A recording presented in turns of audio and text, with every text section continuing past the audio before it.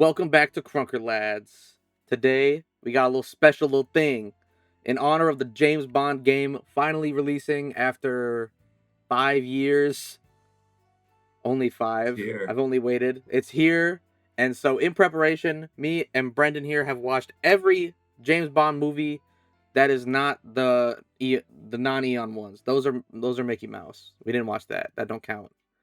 Nope. But all 25 of the real ones we have watched, and we got them ranked, and I don't know his ranking and he don't know mine, so we're about to talk about it, get into it, and just get excited for the game. Really, Yeah, some of them were good. some of them were were really not good. Some of them were really not good.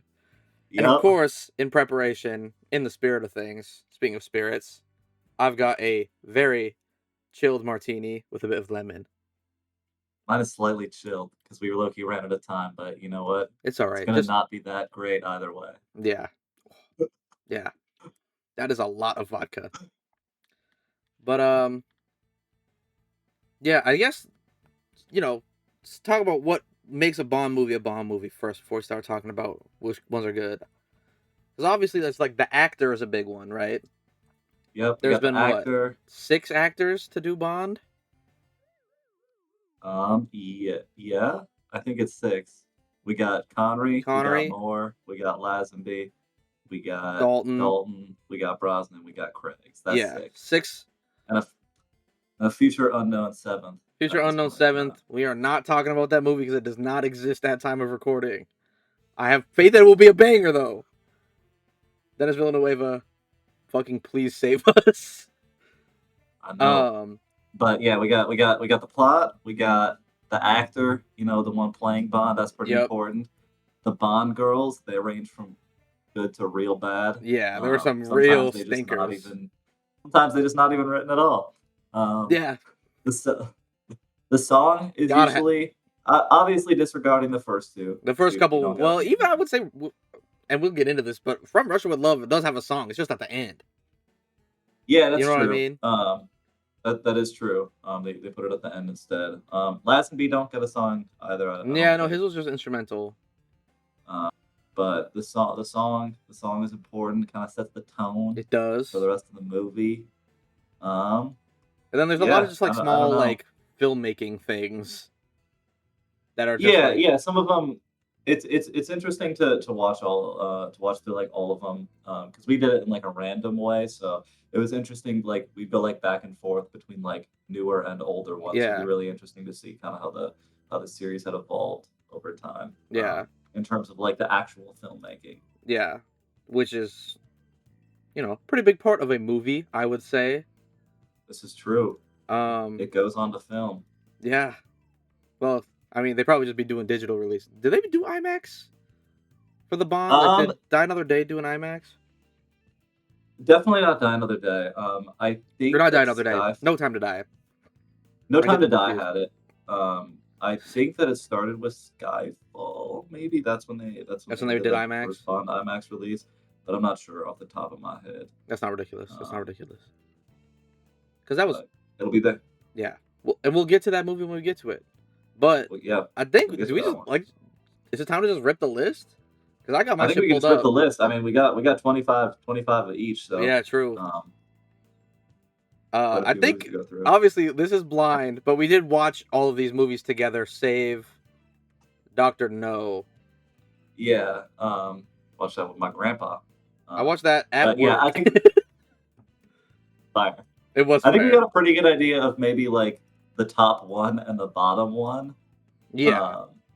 But yeah, everything else, I'm kind of curious to. The middling is going to be interesting.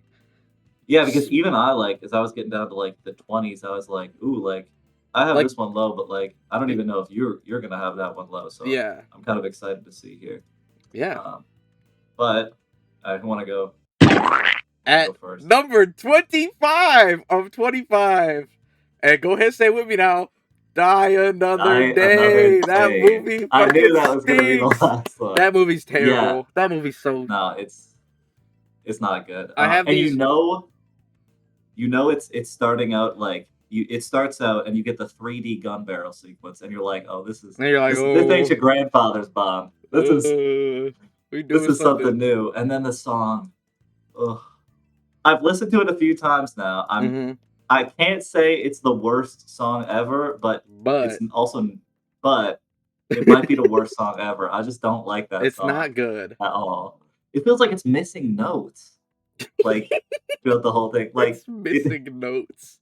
it just doesn't feel like a real song. Yeah, Not yet. and like you said, that sets the tone for the whole rest of the movie. Yeah. Not much. Again, and I think you said this in your letterbox review. We put the letterbox reviews on screen for both of us. But this movie is 2 hours as a standard Bond length. Maybe feels like 40 minutes. Like it's Yeah, no, crazy. it feels so short. Yeah, like nothing happens in the movie. Like it's like they go to all the places. Like there's like at least 3 locations that I can think of that we go to, and then you get done and you're like, what the fuck even happened? Yeah, no. It reminds me of after watching like Spectre, Mm, which to me feels like Best of Bond in the exact opposite way that Die Another Day was, because I think Die Another Day, I forget when it came out, but it was an anniversary of 2002. Bond. Like, Yeah, it was yeah, the so 50th of Doctor No in 62, 50th, okay. or was it the 40th? 62 to Wait, 02. Yeah, it would have been 40. But 40th. still, it ends in a 0, so Um, that's a big one. yeah, no, it feels like they're doing Best of Bond, but like everything's just ramped up to 11. Like, because they got laser torture, but this time it's like 20 lasers, and they Yeah, got like a car chase, but each car is like filled with gadgets, like as many gadgets just as like you fucking slam imagine. full of Q bullshit, just like Yep. just packing it in. Yeah, and yeah, I don't know. It just it and it's kind of like there's a lot that happens in it, but like you were saying, also nothing happens. Nothing Like it's happens. boring. And Like another thing about it is the intro sequence is low, like the pre-title sequence where he's a prisoner, is low key cool because you don't see that. Like yeah, he's like actually like captured, and then he has to get bailed, and you're like, okay, we could do something with this, maybe perhaps, and then he's just like, I want to kill uh, the people who got me. yeah. What? Mid villain. Gustav Graves. He's just a prick. Like Yeah, I don't. I get like he's good at being unlikable, but I just didn't find him to be like a compelling villain like no, at all. Like he's not written well, and that goes the same for both of the Bond girls. yeah. So some of Ha- the worst stuff ever. Halle Berry, listen, you are very beautiful. Maybe stay away from the movies. I don't know. You are very good, but also that movie just makes a lot of people look not good at movies. The only person who Yeah, looked decent was Judi Dench. this God is true. I bless. mean, Halle Berry, like she is an incredible actress. Like she's been in a lot of really good stuff, but this is just like I can't even put this on her. Like this, that's just Yeah, bad. That's just bad writing. The yeah, first exchange that she has that's between like Bond and her is terrible. Like it is genuinely some of the worst dialogue yeah. ever. It's like that's I not how hated it. people talk. Nah. Um, Obviously the effects in this movie, they kept spamming them. None of them look good. Yeah, and it's weird, like, they feel worse because this was the first Brosnan one we watched, like, Yes. because we just went in a random order, they feel worse than the previous films. Yeah. Like, I don't know, like, I don't know what about, like, if, like, the effects were, like or if it was rushed or anything like that, but they feel They they're look just they're horrible. just They're dreadful. horrible to look at. They're Um, bad. yeah, and you can really tell when they got, like, the thing up in the sky that shoots down, like, the big Oh. laser, it Yeah, the looks big god fuck off awful.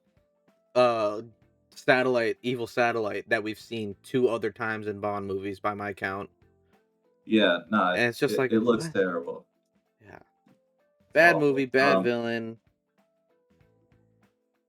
One of the Yeah, I mean, the girls were, I mean, they were pretty at least, right? Halle Berry, and I can't yeah, remember the blondie's name. She was cute. yeah, But other Miranda than that, Frost. it's like, Rosamund Pike's first movie, she went on to do like Gone Girl and stuff and be oh, really good. So started. unfortunate first movie, but We got like at better least as they time caught the went on. talent. We got better At as least time they went caught the on, and talent. that's what counts. The duel scene was cool. I have some other notes. The duel scene was cool with the main villain. That is true. That The scene was fencing. dope. Yeah, Yeah, that it was cool. escalates wildly. Yeah, it gets way out of hand way fast. But that scene in isolation is cool. Also, at the end of the movie, we get VR Freaky Penny, Yeah, bro, which that scene is crazy. was That's the freakiest. crazy That's the freakiest Moneypenny has ever been ever and been. has ever will be. Like, And it's a video on YouTube of every Q scene, every M scene, every Moneypenny scene. And I was watching those last night in preparation for this because I was like, these are integral parts of the movie. And yeah, bro, I don't know what it is about the Brosnan Moneypenny, bro. She is so freaked out, and we'll get to he it later. is. But there are some exchanges, and you're just like, Why you said that? That's not what Yeah, normal and people say." it's crazy. Like if you watch them like in order of release, you go from like Moore and like Moneypenny in Dalton like isn't.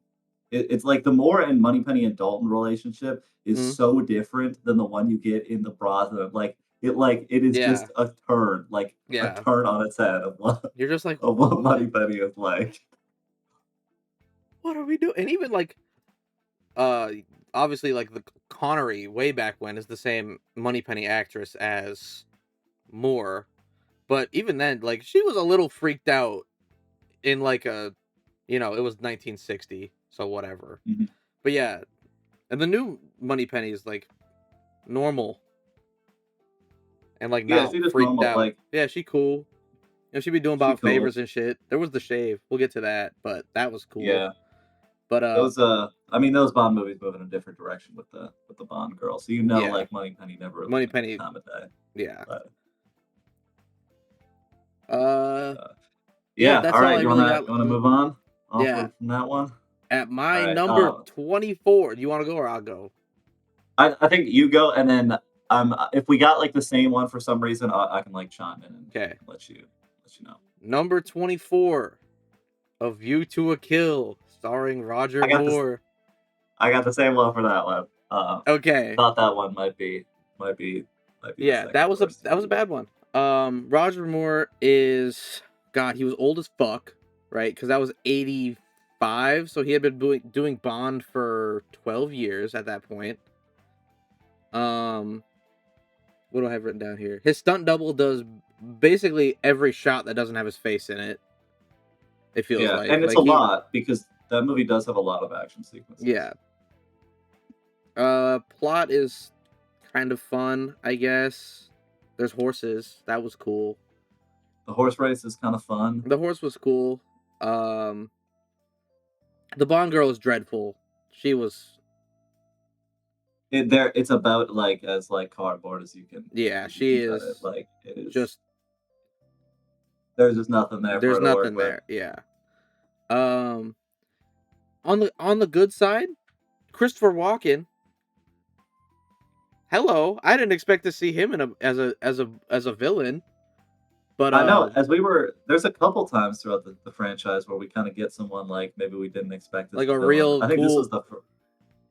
the Yeah, yeah, this was the first I think for us yeah. going through. But Uh, yeah, he's cool. Obviously, he's Christopher Walken. He the scene where he's like he blows up the mine and then he just grabs an Uzi and starts just yapping down his own people. yeah, because we didn't Yeah. even get we didn't get like a lot of characterization with him. So it's just No. like so out of nowhere. It's Yeah. crazy.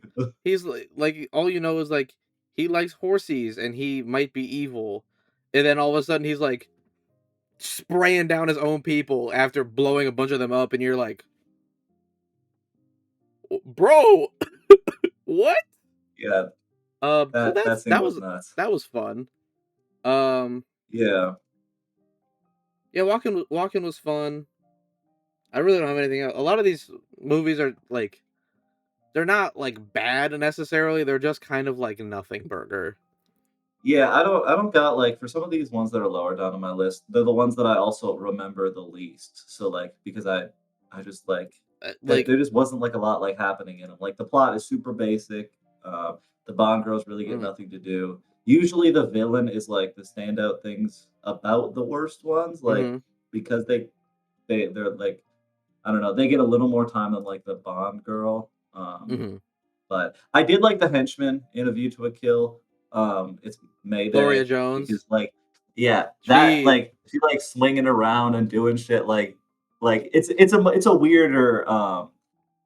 weirder like henchman it feels like which yeah, I like. I like when the henchmen are a little more like eccentric yeah. and You gotta have like have the, some more stuff to do. and there are some elite henchmen that we will get to down the line where you're just like, wow, this movie is like way better because of this like guy who's like fifth or sixth billing, and you're Yeah.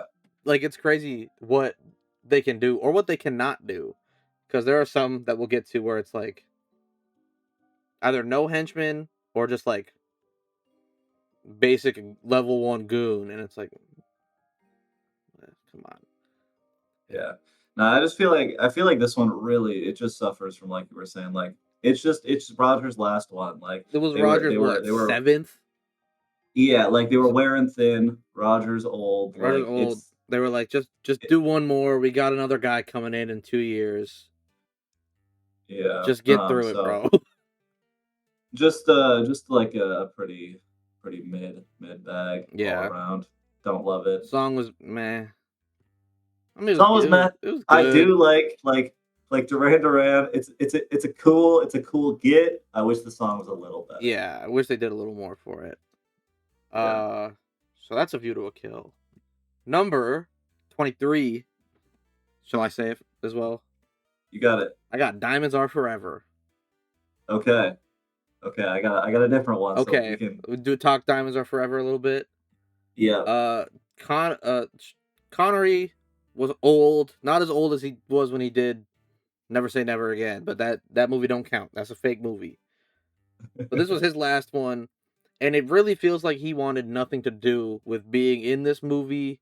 He didn't really want to be there. Um, plot is it's it just kind of wanders around a lot. We're in Vegas, cool.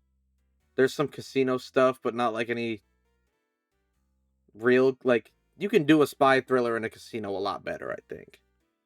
yeah, Um, definitely. the villains were gay for no reason. Yep, The the two gay I did henchmen, write that down. I was like, I don't not one of my favorites, but the creepy weird duo, like they're kind of funny. they were fun, but it's So, also definitely phobic because it was 19 yeah, something. definitely. There's some moments where I forget it's like a villain or someone makes a comment about it, and I was like, whoa! I was like, I Whoa, what forgot the we're back. Like, whoa? I was like, we're I like, forgot it's forgot this was 19. like 40 years ago. Yeah, hey, y'all gotta calm down. Yeah, The best part of this movie, and it's not even really particularly close, is the fucking song.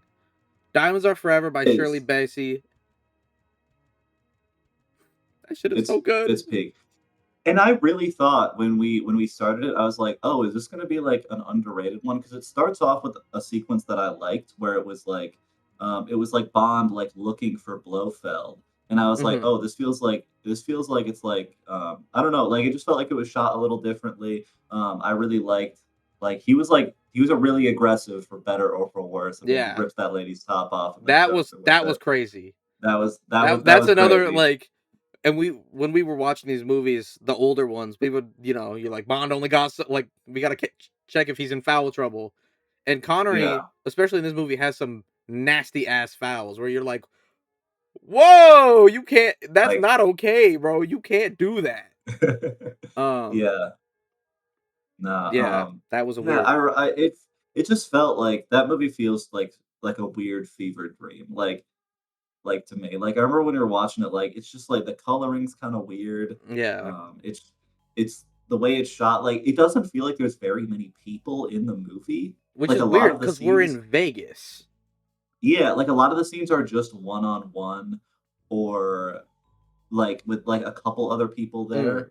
But even like the casino scene, like I think there's only like one or two, and Yeah, those are obviously crowded, and but a those lot are of the other ones are busy. like Yeah, but yeah, like the it's like Bond and scenes, Blofeld, a lot of that, a lot of like the those scenes where scenes. they're in like the weird like lunar fucking facility or whatever, Mm, like that. Which, by the way, I guess we needed the diamonds to fucking.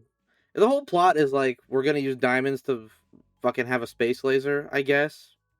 yeah, Uh, okay. it's fine. Yeah, and then Um, there's the Bond, like Sean Connery driving the fucking like moon buggy in the oh Nevada my god, desert, yep, and you're I just like, forgot about that. what are we? What? Like this is a Roger Moore ass joke that we're doing, and but this is not Raj. Like I don't know. It just Yeah, it Sean. doesn't feel like Connery's heart No. nor the heart of many people that were working on it were here. Yeah. No. I Um, think they were like, we got a new guy coming in. Wrap this one up. We gotta go. yeah, Um. um, but Except Shirley, who yeah, fucking poured her soul into that song. it's a good song. It's a great It's one song. of the best. But all right, well, I'll do my number 23 now, since this Hmm. is where we switched off a little bit. My number Hmm. 23 is For Your Eyes Only. Yeah. It's the first. I think the like it's another Roger down here, like down here towards the bottom. Yeah. I I don't love Roger Moore I as don't. Bond. I know a lot of people like it's a lot of people's A lot of people favorites. grew up with him because he did it for 12 fucking years. You know? Yeah, he's just not my favorite. And I think this one to me, it's. I mean, it's in the middle of his catalog. I guess probably middle end of his catalog. Yeah. It's towards the back And end. I just found it. It just like I just found it to be. It's just a boring one. Like Christadas, the villain, played Sure. by Julian Glover from. He was in like Indiana Jones, where he plays a much better villain.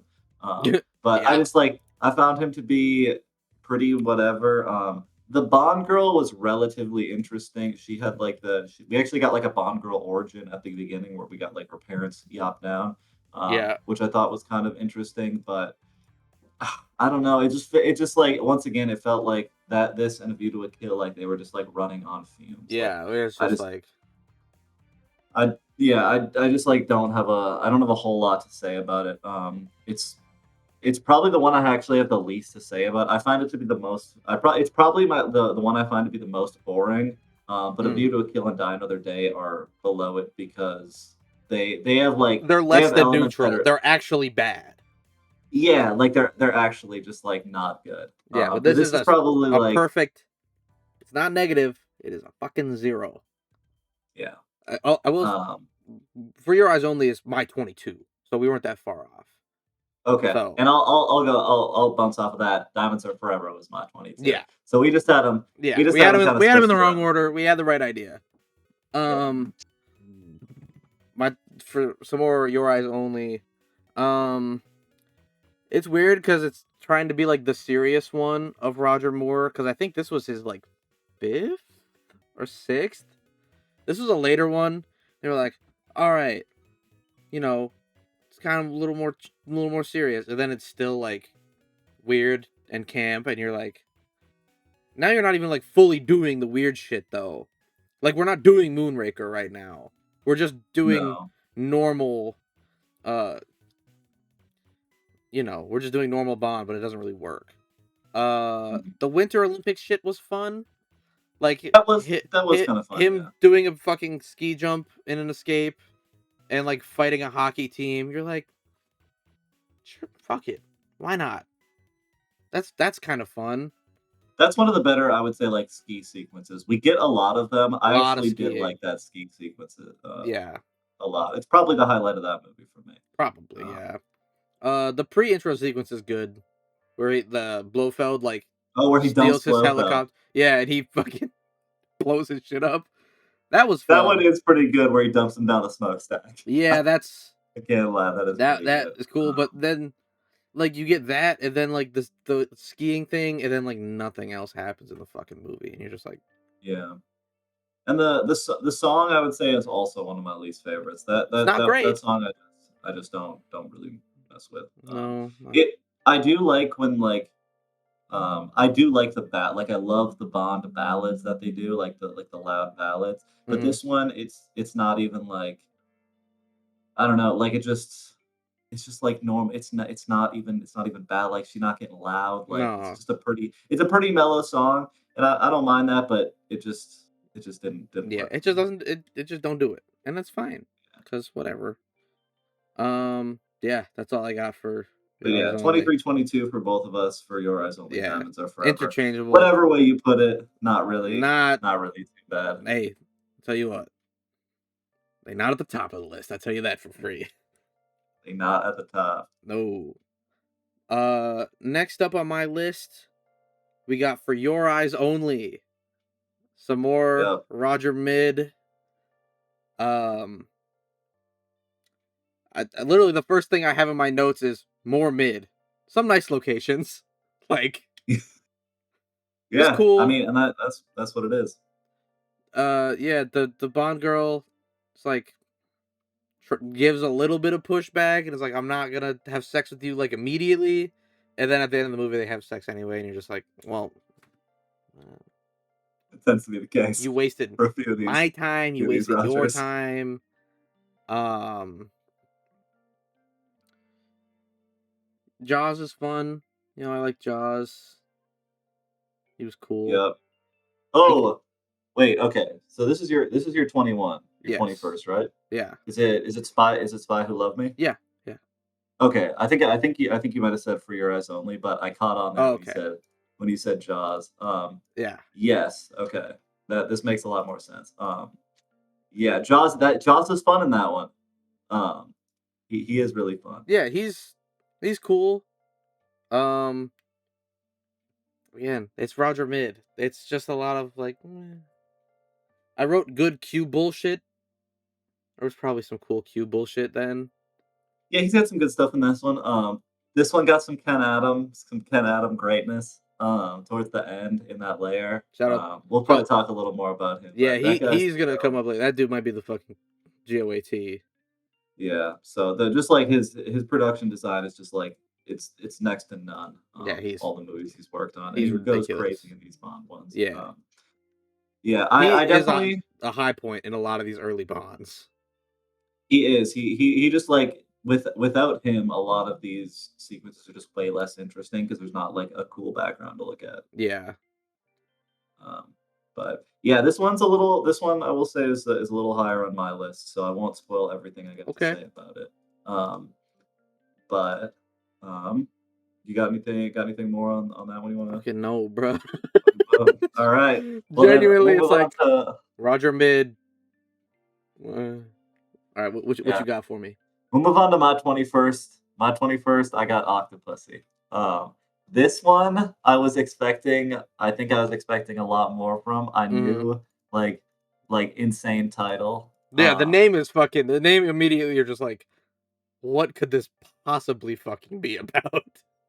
Yeah, and we had watched Moonraker before we watched this one, and I had Mm-hmm. heard like that Moon for a lot of people like Moonraker and Octopussy are like their least favorite Rogers, and I not no spoilers, but like I did like Moonraker, so I thought I was gonna get something similar with Octopussy, where it was like one of those that was like just like super camp, and I end up liking it a lot. Yeah. Um, but I just found it to be quite boring. Kamal Khan is a pretty uninteresting villain.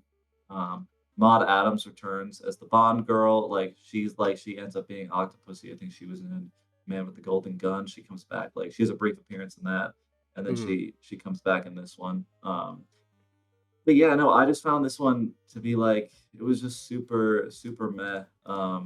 Not not really a whole lot on it. It has like some fun. It is pretty camp. Like it's got like the gator head. It Like is that it's got like the I won't say too much about my notes, but I do have Gator costume is cool yeah, it's got the because gator that was head. fun, right?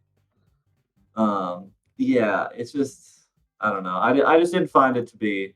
I didn't. It's not one of my favorites. No. I thought it was pretty boring. Yeah. And No. like you were saying for the last one, some more Roger Mid. I got a lot of these Roger ones down Roger here Mid is a. towards the bottom. We'll put the list up like at the end. I'll probably put like the actor next to it. There's some conclusions to be drawn. He's my least favorite Bond. No hate to him. No hate to the good brother, but you 6 of 6. Least favorite. Yeah. So, but yeah, that's all I really got to say about Octopussy. Nothing too special. I just wanted it to be pretty boring. No, nothing really like outstanding. Yeah. We got number 20 for me. I know you just said it. You was just talking about this movie. I got Moonraker, bro. Yep. It's ridiculous. It's fucking stupid. It is. It's crazy, but it's crazy enough that I paid a little bit more attention than normal to Roger, because I was like, we're in fucking space? Like, hello? Like, yeah. We're just, okay, cool. Jaws comes back and gets a beautiful babe for himself. Deserved. Villain has a little bit of swag, not a lot, but I would say a little bit. That is one of the things I do like about that movie a little. I can't point out any examples, but I have written more is at his most misogynistic. So, and that's he high. Yeah. Oh, because this is the one where like what's her name, like Dr. Goodhead or something. Holly Goodhead. Yeah, and he's just like, I frankly cannot believe that a woman is a scientist. This just doesn't. Yeah, no, he refuses to believe that she's a scientist, and I think there's another part, and this might be another Moore since they're blending together. They are the where same he refuses movie. to let her drive. Moore loves to not let the woman drive ever or do anything of like meaning ever of actual value. Yeah. Yeah. So that's good. You gotta have that. Yeah.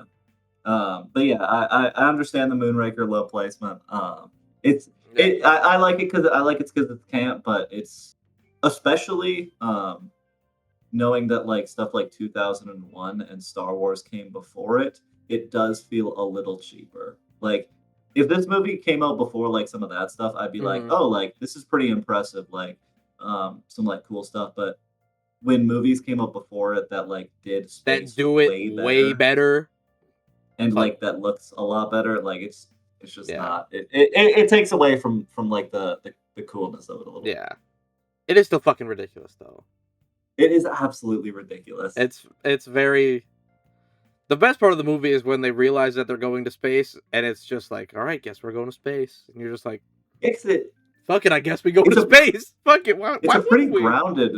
It's a pretty grounded movie for most of it until like that last 30 where they just go to fucking space. And then you're like, oh, space fights with the fucking the U.S. Space Force. Roger Moore predicted Space Force, by the way. You can fucking write that down. Because they had the Marines in that bitch, bro. Yeah. Which was... That laser fight is crazy. It's low-key very fun to watch because you're like, they were just... They did that, and they just didn't care. Yep. It's awesome. Anyway, all right. what you got on to my 20? I got Thunderball. I think this is my lowest Connery. Yeah, this one might. You didn't fuck probably with, okay. I didn't fuck with Thunderball a whole lot. Talk to me though. I remember when we were watching it, I was really enjoying like the start. Like I was like, ooh, like the comedy charm is still here. Like even though we're getting into it, I think this is his 4th outing. Yes. I was like, ooh, like I'm liking this.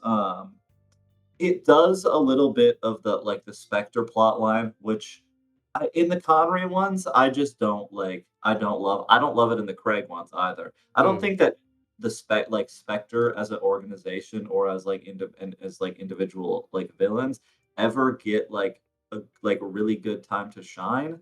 I think that's kind of like throughout all of the Bonds. That's kind of like a wasted potential. Like they never really go into it very much. The villains like never get like a whole lot of characterization.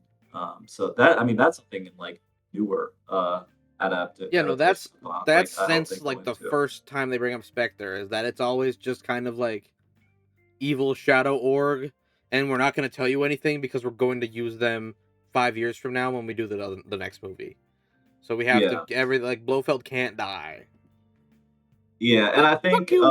and going along with that, like I didn't think Largo was that compelling of a villain. No. He kind of got some interesting swag, like just a little bit of it, but just Yeah. not my thing. The underwater photography is crazy and really Ridiculous. good. It is crazy. I know this is the first Bond to win an Oscar. I'm not sure what it's for off the top of my head. I think it might actually. I forget what it is. Google. But We're gonna Google. yeah, Under. no, the underwater sequences are crazy. I'm sure it must have taken like an insane amount of time to Yeah. shoot those.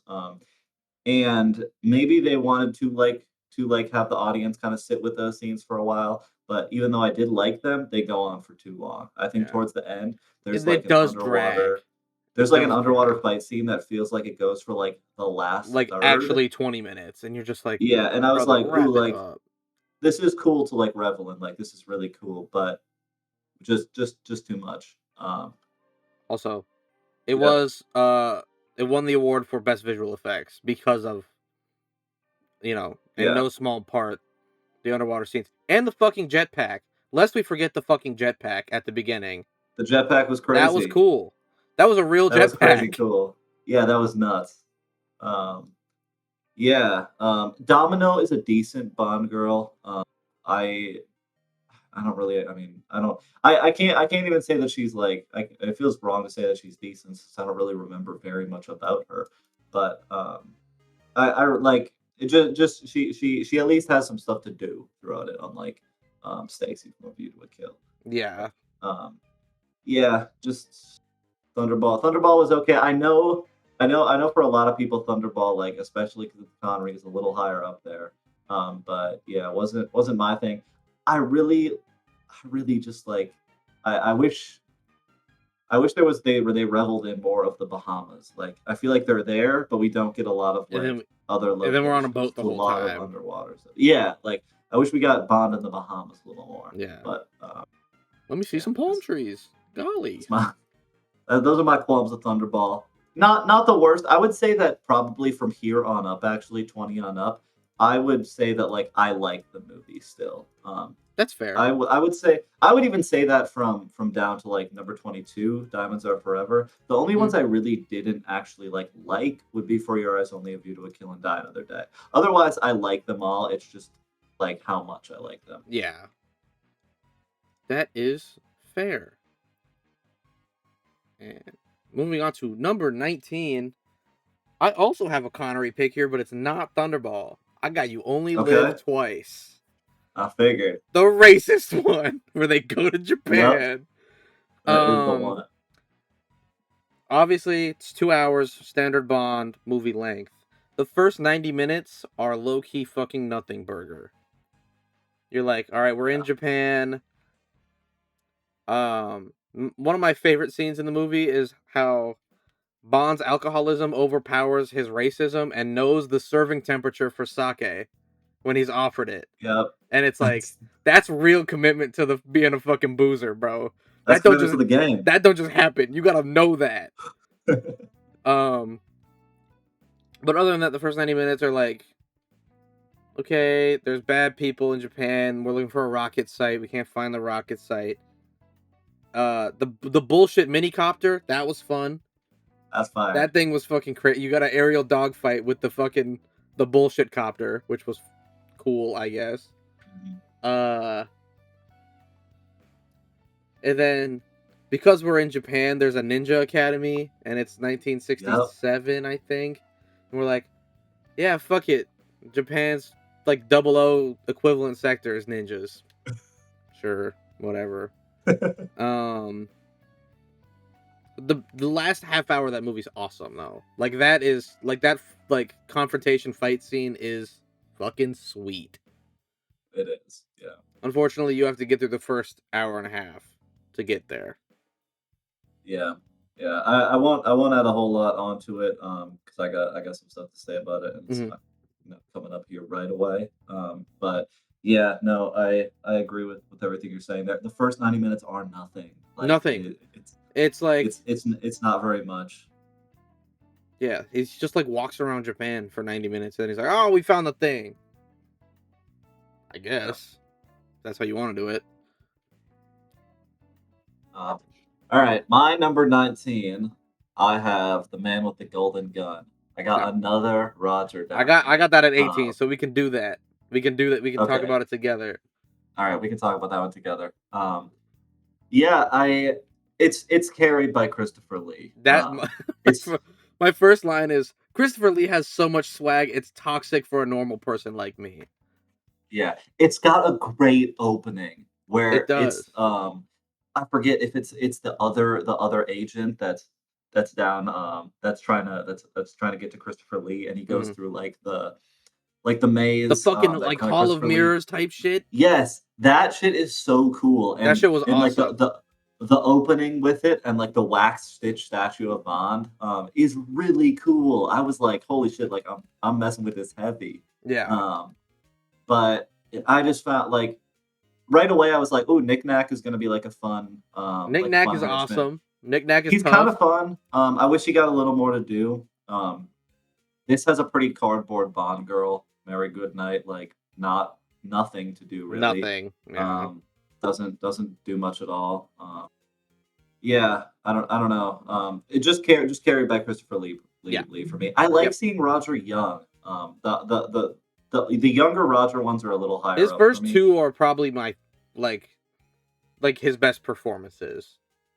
And yeah, we'll get to his first agree. one because this was his second, but yeah. He has a little more physicality. It doesn't seem sometimes as like the age gap between him and the Bond girls like don't that really drastic. as much. It gets bad. He's kind of mean in this one. Like there's a lot of scenes where he's like, there's a scene in a hotel where he's like just like slapping the Bond lady, and like throwing her over the bed, like demanding information. And I was like, oh, like Roger's real mean. You don't do this again. Like I've seen the rest of the movies. You don't do that. Like that was a one-time offer. I don't know why. Which was weird because like we had seen all the other ones, so I was like, oh, this is real different. Yeah. But yeah, nothing special. More Roger mid. More Roger mid, Christopher bro. Lee. Christopher Lee carries. The Golden Gun is cool. Like the Golden Gun is it's awesome, and it's cool that it's like a thing. It's nice to have like a physical because I think for one of the collector's editions of the game, First Light, it came with like the Golden Gun. It's like $300 or whatever for the game. That's bullshit. Yeah. But also like that's cool to have like the Golden Gun. Like that's the trinket. Mm-hmm. Yeah, it's a buildable, which is kind of cool, like a zombie's buildable. Yeah.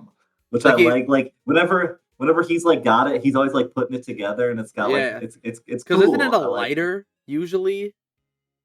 I think the bottom half of that part, the bottom half is a lighter. Because I feel like I remember him like lighting someone's cigarette, and then he like starts fucking putting his shit together, and then you're like, whoa, it's the gun, the Golden Gun. I forget exactly where, but the location at the end is really cool where his lair is. Beautiful. I think it's like an island in the South China Sea. Yeah, like it's a beautiful really cool tropical. Location that they go to. Yeah, lovely beaches. Yeah, no, Roger mid for me. The plot is also not that interesting to me. It's like he steals the fucking bullshit device that makes solar panels really good, and he's gonna like monopolize the sun and then sell it to someone, and you're like, monopolize the sun? Sure. Bro, right there, it's up there. Yeah, you can't. We're not doing no Dyson sphere. Also, a thing that was weird to me was in the M like brief scene. You know, M's like, do you know Scour Mountain? Because it's Bernard Leaks, and he's got no aura. And he's just like, do you know about Scour Mountain? He's like, yeah, there's no official file of him, but I know that he has a third nipple. Yep. We have his fingerprints. We have his fingerprints also. Weren't able to get anything else, though. Y'all got a picture? That's Christopher Lee. He's big he's like 6'4". Like, that's a big ass dude. Y'all can get a picture? It does also have the greatest character of all time, J.W. Pepper in the movie. It does have J.W. Pepper, bro. Legendary racist. Legendary. Legendary. I love you, J.W. Pepper. You're so awesome. Yeah, that guy. Yeah, that guy's crazy. But other than that, Roger Mid and Christopher Lee was there. It's all right. It's one of his better ones. It is one of his better ones. But that's your 18. You said. Yes, that's my 18. Okay. All right. So yeah, that was my 19. This is 18. I'll do my 18 next then. I got my 18 is Moonraker. I got it a little higher. I really like Moonraker. It's still down here, like towards the bottom. It's down here, but I get where you're coming from, because you're like, it's doing something so fucking ridiculously out of character for Bond that you're like, yeah, sure, it's crazy. We're in fucking space. We're in fucking space. It's got some really fun action sequences. I think the one on the lift is really fun, where it's like them fighting on top of the lift with Jaws. That's pretty cool. The space fight at the end is obviously nuts. Yeah, just crazy. I think that Michael Lonsdale as Drax, he gets a little more to do as like, I feel like he gets a little more screen time than your normal Bond villain. Like you get a lot of him like talking about his like plan to create like the perfect like race up in superhuman Eden, Garden of Eden shit. Whatever. Yeah, which is it's like it's a campy, fun like plot. I kind of mess with it. Yeah, you just got like a bunch of hot people in. Yeah, it's like we're bringing the yellow suits up in space. Yeah, and Jaws. And Jaws, which is crazy. I mean, and they actually talk about that in the movie. Like they're like, he's a specimen, bro. He's big as hell. He is big as hell. Yeah. I don't blame him. But yeah, no, we talked about it a little bit back for your ranking. Yeah. It's cool. Ken Adam does go crazy. Ken Adams, bro. There's like a semi layer in the middle of the movie where it's like this inside room filled with like plants and like a little like pool that Bond falls into. It looks incredible. Like this guy is just like putting his heart and soul into. See if we can find a picture of that, because I know what he's talking about. Yeah. That shit is like, damn, like 1972 or whatever, whatever year that movie was. What year was it? No, it wasn't 72. 79. Still, you're like, yeah, no, the sets in it are really cool. It is a fun. It gotta have that boat chase in a Bond movie. Gotta have that boat. Fun boat. You get a boat or a ski. You get one or the other. Yeah, it is a fun boat chase. Yeah, I don't know. It's all right. I like it. It's I'm trying to think. I guess I won't say what it is for my. I think it's my second. It might be my second favorite Roger. My second or third favorite Roger. That's not ridiculous. But yeah, I mean, like I said, I just don't love Roger. And yeah, not much else. Yeah. I like Jaws. The Jaws turn at the end is really good. Yeah, where Jaws becomes good. Yeah, well, a rare reoccurring henchman, which I liked. Yeah, and he doesn't die. I was looking really sad when I thought he was gonna die. Yeah, you're like, you were so awesome though. I know. And then incredible ending scene. Yeah, obviously. They greatest Bond's having sex in space. And then yeah, bro, toughest line in cinema ending history, bro. I think he's attempting re-entry, sir. Everyone stand up. A rare Q one-liner. We don't get them very often. But when he drops them, they're fucking hot. Yeah. So yeah, that is the best. I love that. Yeah. That's as good as another closing line that we'll get to soon. Get to that one later. If you know, you know. What does that bring us down to? The big 1-7? I think on 17. I put Octopussy here. Sure. We already talked about it. Q goes fishing. It's in India, and it's not like the most egregiously racist movie I've ever seen in my life. No, it's a lot less racist than you would think. You would think it would be like really bad, but there's only like 2 curry jokes in the whole movie, and you're like, that's pretty good for whatever the fuck year it was. I'm trying to think of his name, but there's kind of a fun like Bond sidekick that he gets for a little bit, but then he gets iced out near the shore when he's fishing. that I kind of like. I forget his name. I'm trying to He's find it. He's like kind of fun throughout the movie. Like you don't usually get like a fun male Bond sidekick. Yeah. Yeah, no. Understandable Octopussy placement. I feel like that in Moonraker, like it's a pick what you like camp style. Like, yeah. Like they're both super campy. You like one more than the other. Yeah. Yeah. What do you got? What do you got at 17? At 17, all right. At 17, I have You Only Live Twice. So we're kind of trading back and forth on these ones. Bond goes to Japan. While the first 90 minutes are nothing, it is not like Japan is a cool location. Like it's cool to be in Japan. But yeah, like you were saying, not a lot happens. The flying one man copter is crazy. So fucking awesome. It's awesome. I think the real highlight of it, and he is underused because he's not in it very much. It's the best Blofeld, I think. It's the best. I think it's the best Blofeld. He's like the classic, bald, scar. He's in that insane layer. He petting his cat. Yeah, he got the cat. I think it's the best Blofeld performance, and we had one in Diamonds Are Forever. That one's the worst one. That one sucks. Yeah. Yeah, I think this is probably the best Blofeld. But yeah, I really like Aki was a pretty solid Bond girl. I liked her a lot. I liked her more than the one that makes it to the end. I think her name was like Kissy or something like that. Yeah. But I liked Aki a lot, and it's almost because you spend so much time with them, even though Bond is being Japanese and being racist. I feel like we glossed over that. He turns Japanese, and they just give him they just fuck his cut up, and that's basically it. And they put him in it's a kimono, because of course.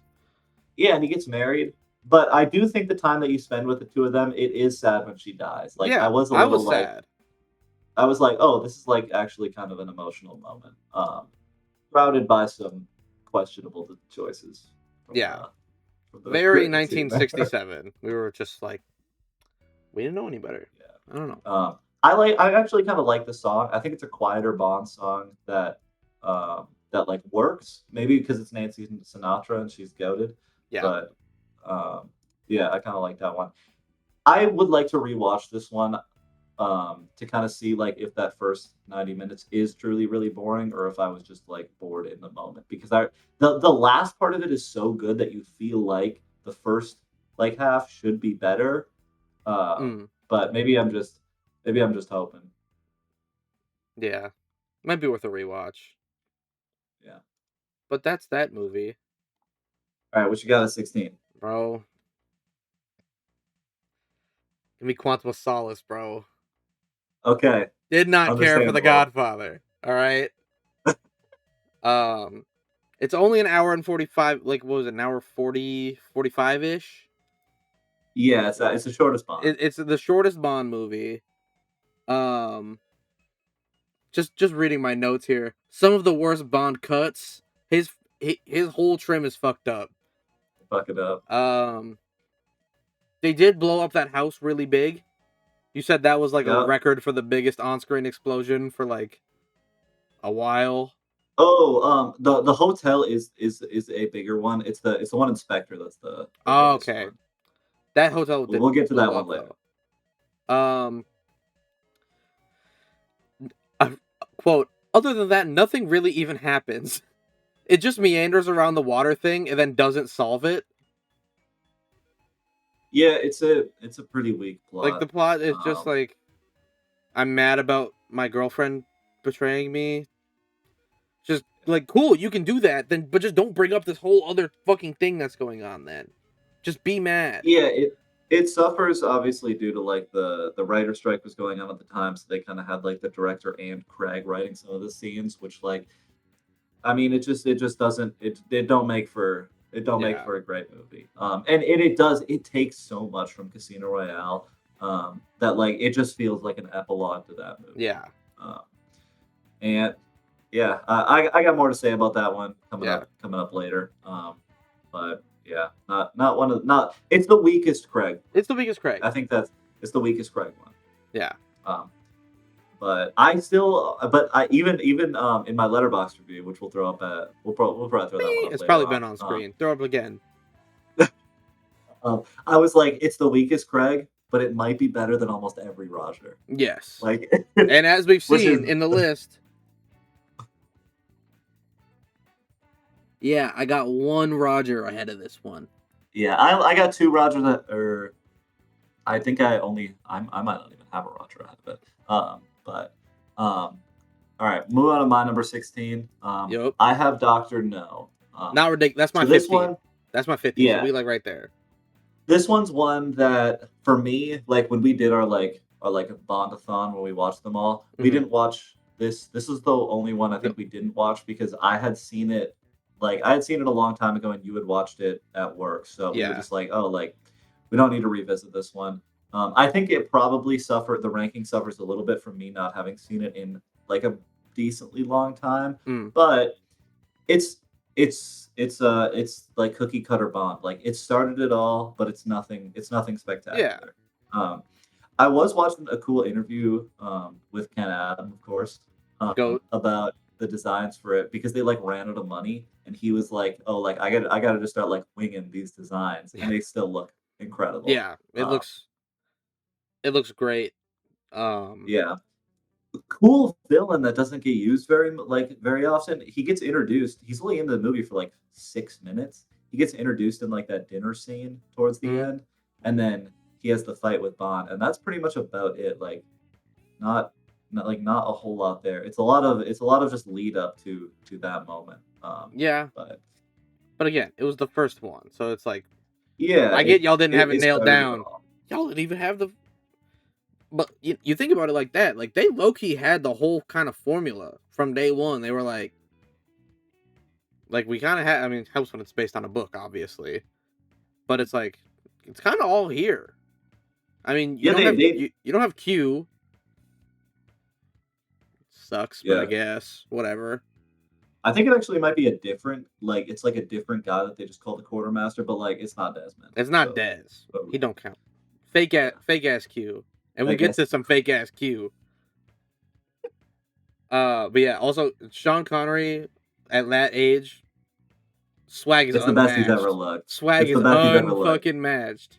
The opening scene where he's playing Baccarat, like it's just it's talking about some Bond, James Bond. Wrap it up, bro. Come on, man. It might be the best use of Bond, James Bond. Like they nailed it on. Everything else is trying to find that high again, and I don't know if we're gonna find it. We might not ever find it again, and that's okay. It's got one of the most egregious Bond girl names, Honey Rider. Like that's right up there with some of the. And I know we thinking of the same one. We're thinking of the same one. We'll get there. That one is ridiculous. Yeah. Yeah. I think Dr. No right in the middle of the pack makes a lot of sense. It's because it's just Bond. It's Bond with nothing on it. It's like the Nocturne Totem of Bond movies. Like it's bare bones. It can't be the worst one, but it also can't be the best one. Yeah. Yeah. I mean, that's all there really is to say about it. Yeah. Anyway, you're 15, my good friend. All right. Oh, because your 15 was Dr. No. Yeah. Okay. Yeah. So my 15 is Live and Let Die. That's my 14. Yeah. So we're kind of moving. We're kind of playing the game a little bit.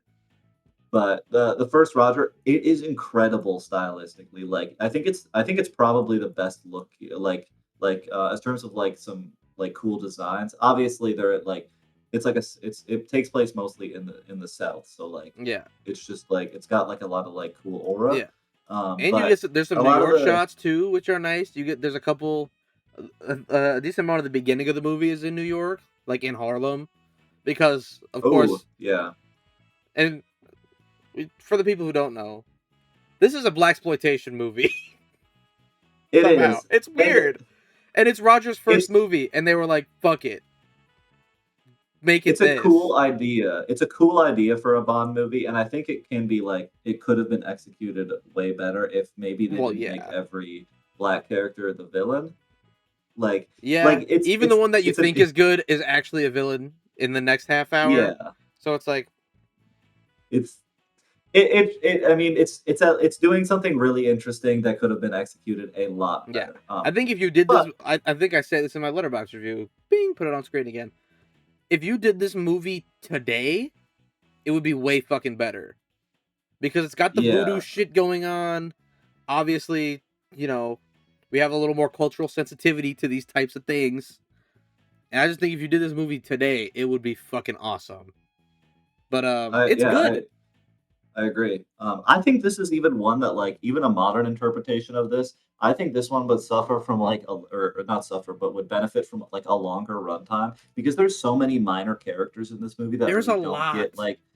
like a lot of play. Like Solitaire is a great Bond girl. She probably gets the most out of like the minor players. Mm, Kananga is a good villain. Would have loved to see more with him. mm-hmm. The God, I forget the name of the guy. He's got like the skull makeup on. That guy is really cool. Like there's like four different henchmen. The guy with the metal arm or the Yes, metal bro. hands. Teehee. Yeah, Teehee, my like fucking there's just goat, like bro. there's a lot of minor players that I'm like, man, like it would be cool to see like more of this. Yeah. But yeah, I don't know. I just remember liking, or I just liked I liked like a lot of the style of the movie. Like I think it's really cool. I think the outfits are really cool. I think it's the best that Roger has ever looked, of course. Yeah, because he's not Like there's fucking a 87 years old. yeah, like there's some really cool designs. Like when Roger, I think it's his first meeting with Mr. Big. Down, he goes into like this room. It's like yellow or not yellow. It's like white and red, and they're like underground. It's the fireplace like turns around and he goes Yeah. into the And room. then they Like do it's that like a again. They do that shit yeah, again. Or no, they don't. it's Do like they a do that? really Or they cool looking they like room. drop a chair or something. They be capturing him in all sorts of fucking new and new ways in the movie. In improved ways. It's a Yeah, it's a lot of fun. Uh, obviously the song John fucking Lennon, "Live and Let Die." big song. That's just people know that song outside of James Bond. Yeah, Um, that's one of the better Bond songs. yeah. Also, J.W. Pepper, he's back. Or I guess this J.W. was Pepper, first appearance first of J.W. Pepper J.W. Pepper. appearance. Yeah. Could Um, have elevated the Connerys more if he was in every one, but well, yeah, he's he's a treat when we get him. yeah, he's lovely. Also, perhaps the most I don't know gruesome and shocking villain death in a James Bond movie because they pop him like a Yep. fucking balloon. Yeah, they And fucking I remember when we explode were him. watching that, we were just like, "That's how it ends." Like they kill him, like Yeah. they pop him, and Yep. like No, you they see him a literally whole like the pop him. whole like whoop, pop. It's not like you just hear a pop or nothing. You get the whole experience of it, and it's You just see like him. Yeah, you fucking they see put that him on this PG blow. movie, by the way. All right, Yeah. whatever, fuck it, sure, why not? Yeah, Yeah, no, one of the best Rogers. the Still best middle of the pack, Roger. but for me, I think, and like you said, this was your number 14. This was my number 14. Yeah, Okay, your 15 was Doctor No. So, um, going off of how this is one of the best Rogers, I have my favorite Roger personally at number 14. sure. I have The Spy Who Loved Me at 14. So Mm, I know this is a little higher than you. I yes. did like this one quite a bit. I think this is the Ken Adams' best work. Like he went absolutely nuts on all the sets in this movie, especially that last one, the kind of like the ship layer where they got the subs in there. Yeah. The fight scene takes like you get a lot of time to kind of spend in there. Yeah, And the villain they hang out there has for that a while. awesome yeah, they do. Even in the beginning, like you get a lot of stuff with the villain there, where Mm, he has that room where like the stuff comes down and it's like the water, like around him. yeah. I don't know. I like this one. I think this one has my favorite Roger Bond girl as well because she's the KGB agent, and I Mhm. think you get like a lot of like I think you get like a really interesting dynamic between them. Um, who's someone who's like actually got her own like interests as a character that's not just like, Yeah. "Hey, I'm here to sleep with you." Yeah. So and I really like Jaws. I think Jaws is he is one of the best henchmen. Yeah, he's awesome. He I mean he gets 2 movies because he's that awesome. there's some good fights with him. There's the one no music fight, which is Still, not my favorite. I was thinking about bringing it up. Why? It's probably my least favorite part of this movie, and It's I like a no weird. music fight, but usually they do no music fights when you're seeing like the fight scene really up close and you're spending like a lot of like time like in close with it, like it's really visceral. But Yeah. this one they're showing shots like But they'd be down shooting on the these roof. big ass shots, and it's like, Yeah. bro, And I was just like, oh, maybe this one could have benefited from some yeah, I music. don't know. That one sticks out of my mind. I get it though. It's fun. The because it's what Gogol, Q, and M all in the same room, Yeah. and he's got that like the underground like fucking Q layer where he's got just like ridiculous shit going on. Cause like Yeah. shout out the good brother Q, bro. But Okay, that's yeah, go right there. that is go right And there. I really like the song for this one. This is one of my top Bond songs. I think it's like a slower ballad that Hmm. works really well. And I really like the visuals for it too. I Yeah. think this is one of the better. A lot of I feel like the older Bonds, and granted, I did watch a lot of these like on a computer, so it's like some of these were maybe not as like high quality as it could have been with me watching it on a TV. So some of these older like opening sequences maybe didn't look as great as if I was watching them on like my Blu-ray. But I think that this one has like the best looking like Roger visuals. Because a lot of the Roger opening sequence visuals are kind of bullshit.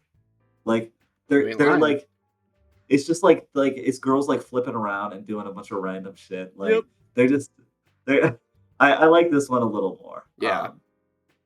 But yeah, no, Spy Who Loved Me, that's my favorite Roger.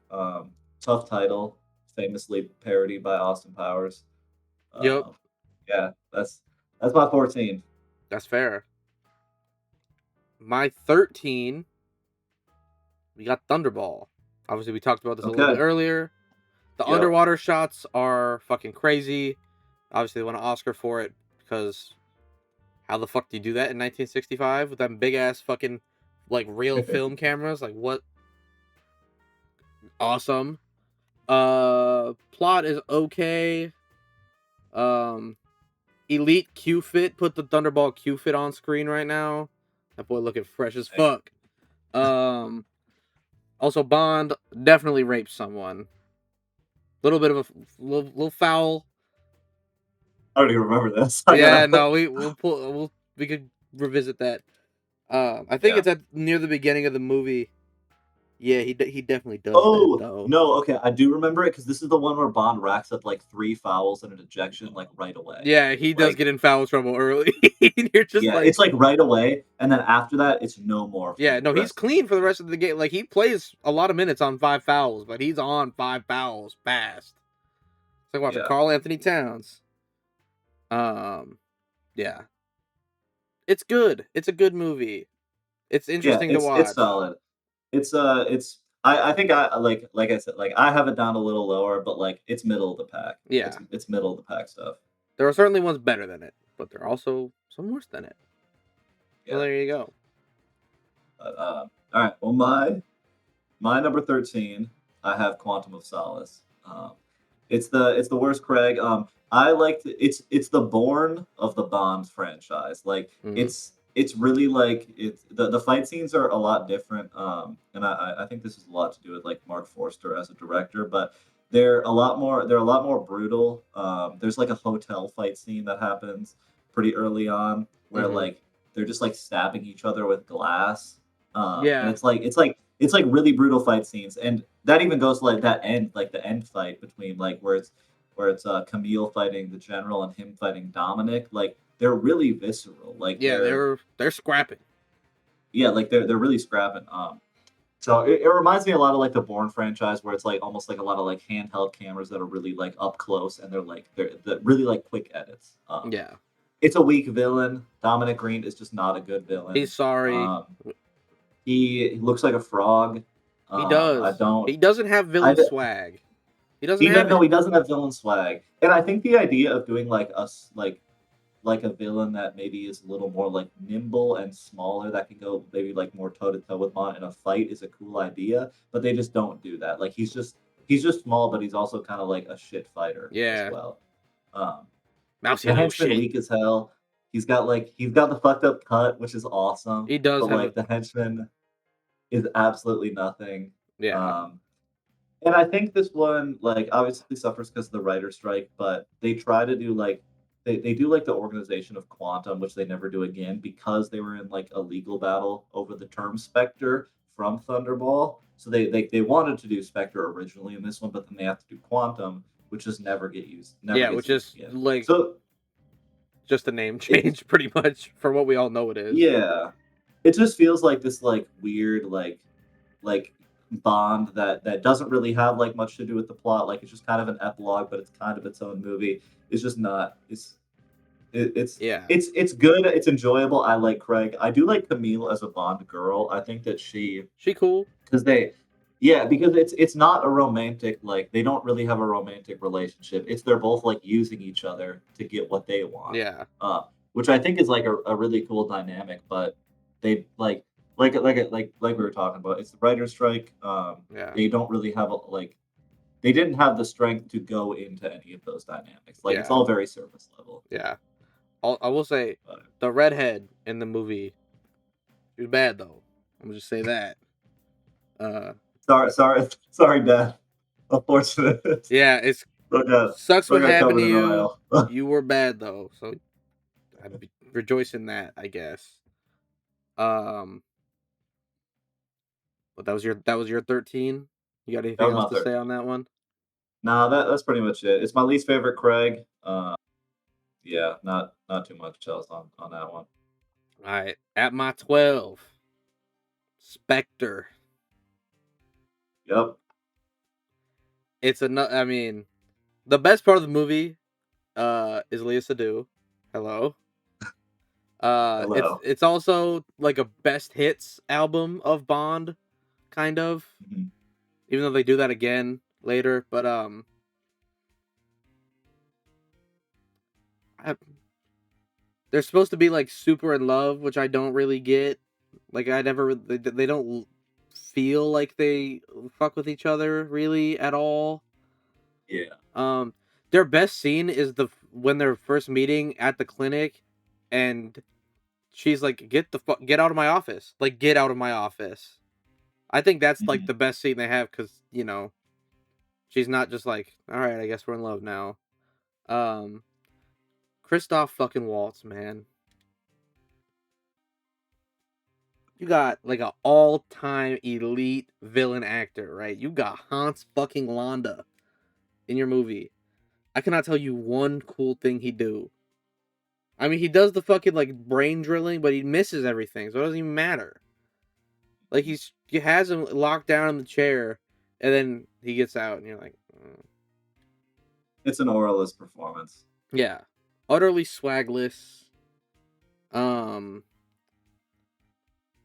yeah, all the references to the old Bond movies are cool because we watched the Craig movies in order after we had seen all the other ones. So I had kind of the reference points to be like, that's from that. I know that. That's from that other movie that we watched. But Yeah. other than that, it doesn't really do anything by itself that's like super crazy. Yeah. Nah, Le- I Leia Sadu agree. is cool.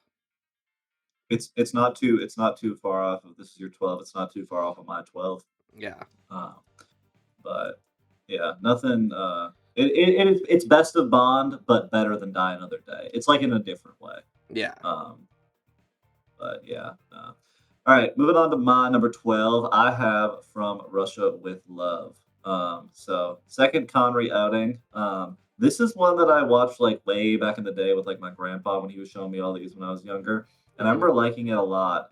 But going back to it, I feel like it's the Bond. This and Thunderball feel like, and maybe even like less than Thunderball. This one, it feels like the Bond movie with the least amount of, or the Connery Bond movie with the least amount of identity. Like Mm. it is pretty standard. Like it's the Spectre saga. Um, It's got really good technical elements. Mhm. And Connery is at like he's at like top of his aura. Yeah. But yeah, I didn't find it to be like really compelling at all. I really liked the henchman, like the blonde The henchman, Robert blonde, the Shaw. Aryan super soldier.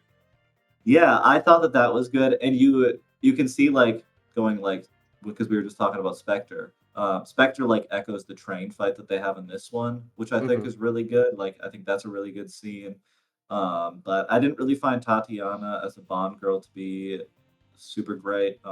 And maybe it was just the mood that I was in when we watched it, but I didn't.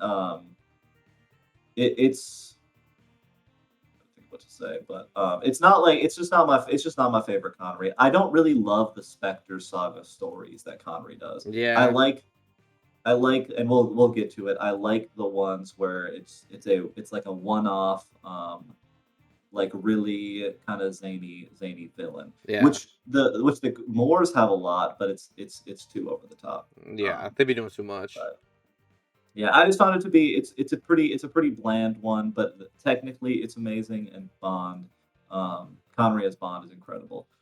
The Bond sex tape is crazy. The Bond sex tape. We are digging out of that river. We're going to Like find it's it. crazy that that's a part of the That is a plot, whole and it, like. and it ends with him throwing it Yeah, away. and he'd be looking at it like, damn, yeah, Yeah. I was laying that shit down for real. No, that was crazy. And he gets blackmailed with it, and he's like, release it, bro. I don't even care. Drop that shit, bro. The whole world gonna see my greatness. Yeah, Yeah. that's. But We'll get to my thoughts on it a little later, but I mean, that old school Connery, man, like it's something about the old those. school Connery is really good, and I shouldn't even like when I'm saying the stuff I dislike about it. Like I got it at number 12. Like it's in the Yeah, top half of my Bond list. Like I still really like it a lot. Like I give this movie like a 3.5 to a 4 to 5, but it's yeah, just I think there is like a big jump between a a movie that I rate or a Bond movie that I rate like a 3.5 to a Bond movie that I rate like a 4. yeah, that Like was kind of the it line I feels like a think for us. pretty big jump. I had like a lot of ones that I rated like 3 to 3.5 and very few that were 4 and above. Yeah, the fours were movies that it's like this is like a banger, and I'm sure it'll have shown how many stars we give the movies on the letterbox reviews. So Yeah. I don't think we've seen a 4 yet, but Yeah. yeah. At my number 11, I got No Time to Die. All right. It was good. It was good. I mean, obviously, it's kind of the ending and the culmination of the Daniel Craig era. He gets hit with the fucking missile. I like it. He does. Let him get hit with the fucking missile. I Like we've agree. I really liked how they ended it. Um, unfortunately, I don't know what the fuck Rami Malek's character was about, or what he was doing, or what his motivation was. I don't even know. I don't even remember. Like Yeah. he was there and he was evil, I think. He's a weak villain. He is sorry as fuck. And it's like, we get it. You did Bohemian Rhapsody, bro. Keep it going.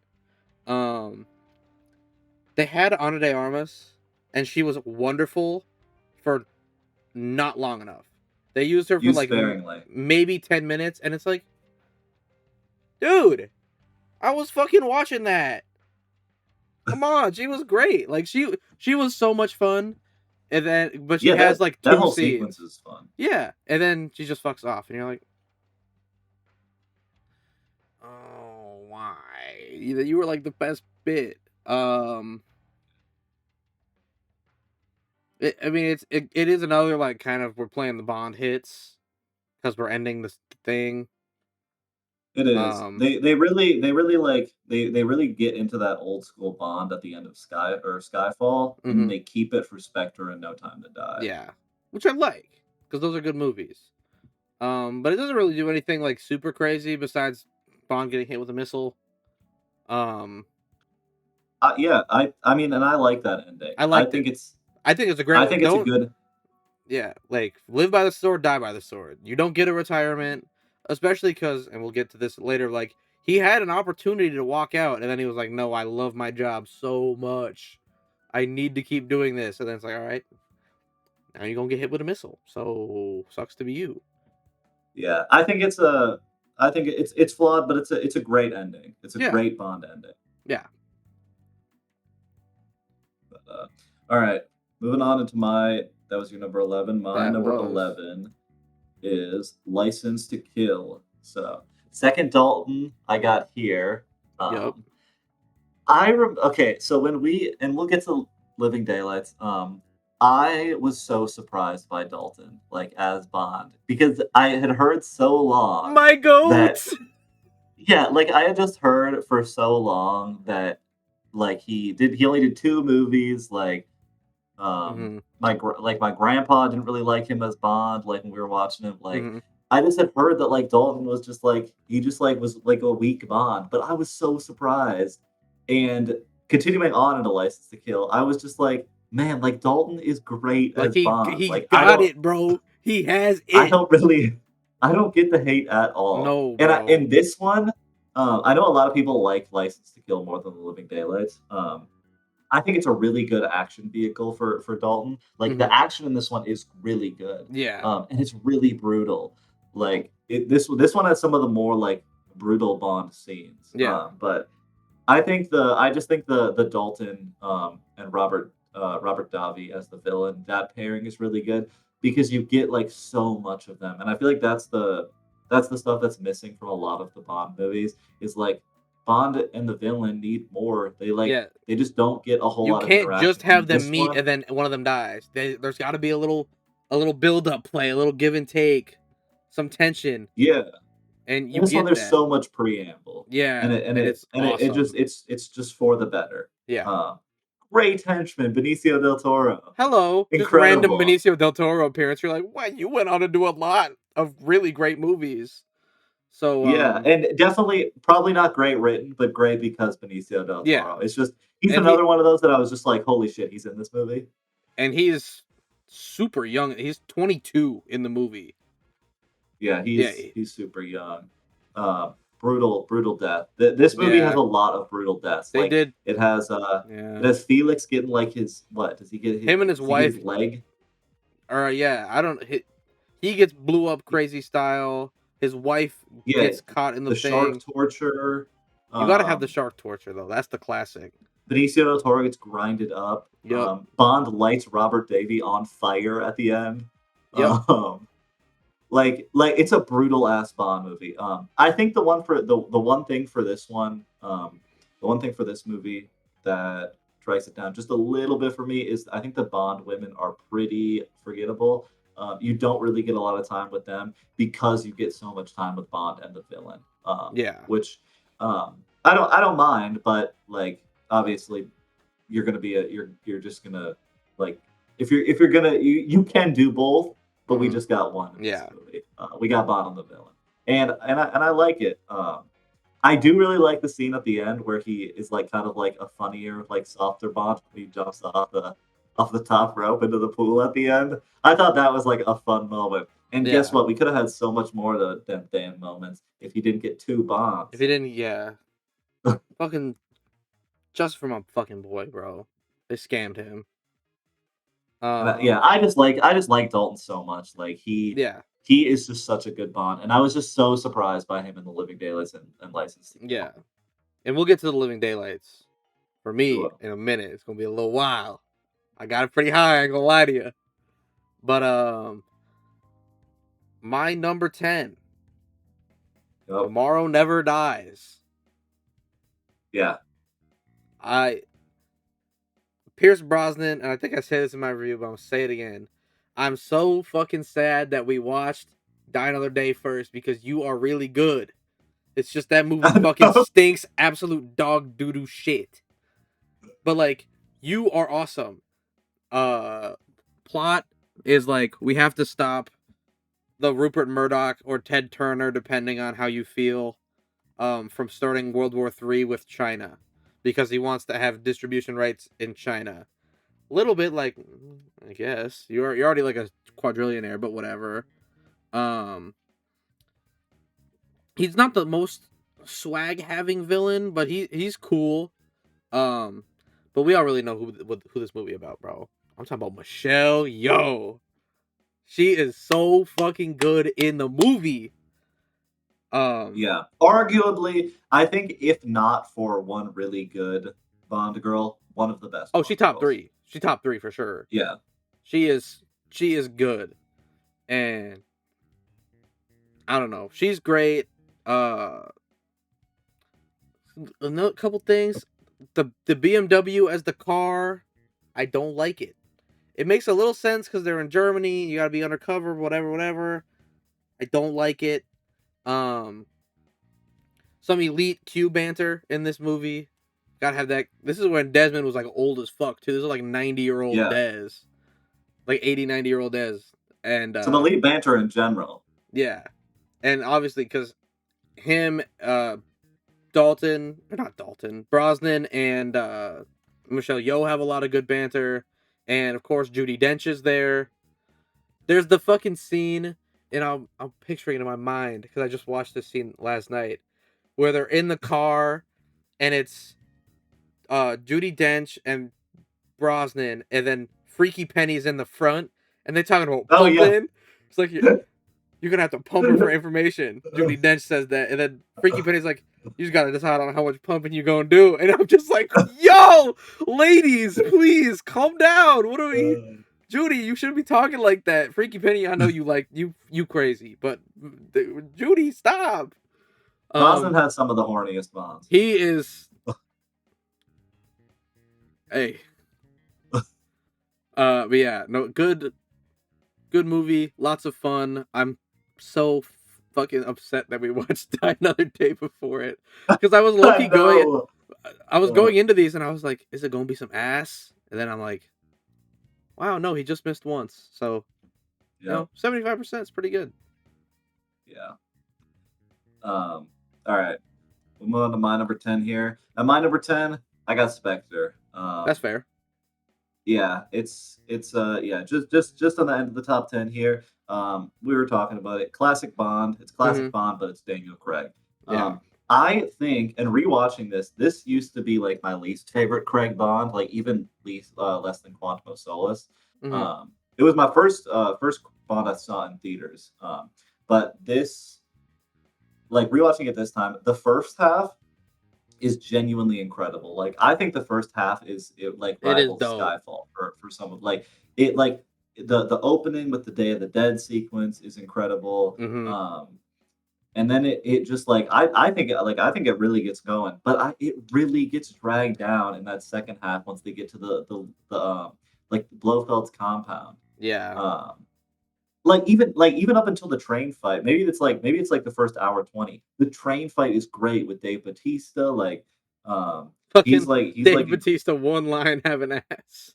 So I know that's a solid henchman. Like the meeting that they have, like when Bond goes up to the Spectre meeting, that's he gets cool. Like the caught in 4K. Yeah, the car chase with Dave Bautista's cool. The train fight's cool. I really love most of it until it gets to that compound. And he's driving that sexy DB9, bro. Oh my god, that is a car. I mean, there's no old school DB5, but the DB9 is nice too. It's such a good one. Yeah. But yeah, Christoph Waltz's performance just drags this movie down. And it's like, and it's because you spend almost every second of that last 40 minutes with him. Like he's in it most of the time. He's talking most of the time. But it just feels like it's like his heart is just not in the performance. Yeah. And I don't know if it was due to the writing or due to like it's obviously not written great, but like the performance is just also off. And I just don't like they really try to ham fist like the half brother thing. Like and it's like, something that we just didn't even need. Like you don't even need that. Like he's already connected to Madeline through Mr. White. Yeah. Like, he's already got a connection to you. You don't need to do the half brother thing. I thought that was really, really ham fisted. But yeah, I really thought when we were watching that first half, I was like, holy shit, like this would be like top Bond for me. And then that last little bit just happened. Especially because it's like when M is like, listen here, you little shit. You gotta stop doing this dumb shit. I think this is when he gets like the smart blood thing from Idiot Q, who Yeah. I hate, and then he's like, "Okay, you're back. You're whatever. We were gonna give you this awesome car, except we're giving it to 009," and then he takes it anyway because fuck that guy. But like again, the first half of the movie is like really good, and then it's just like I know. It's fuck, so dude. sleeper in that second part, Yeah, and I wish it wasn't like, because I think if it wasn't like, it really feels like this is a Connery Bond, but with Craig, which I love. which Like, hello I really Daniel, love that. and also like Yeah, 21st century filmmaking techniques, and it's like we could probably do a little more than we could do it with looks beautiful Guy too. Hamilton, for example. Yeah.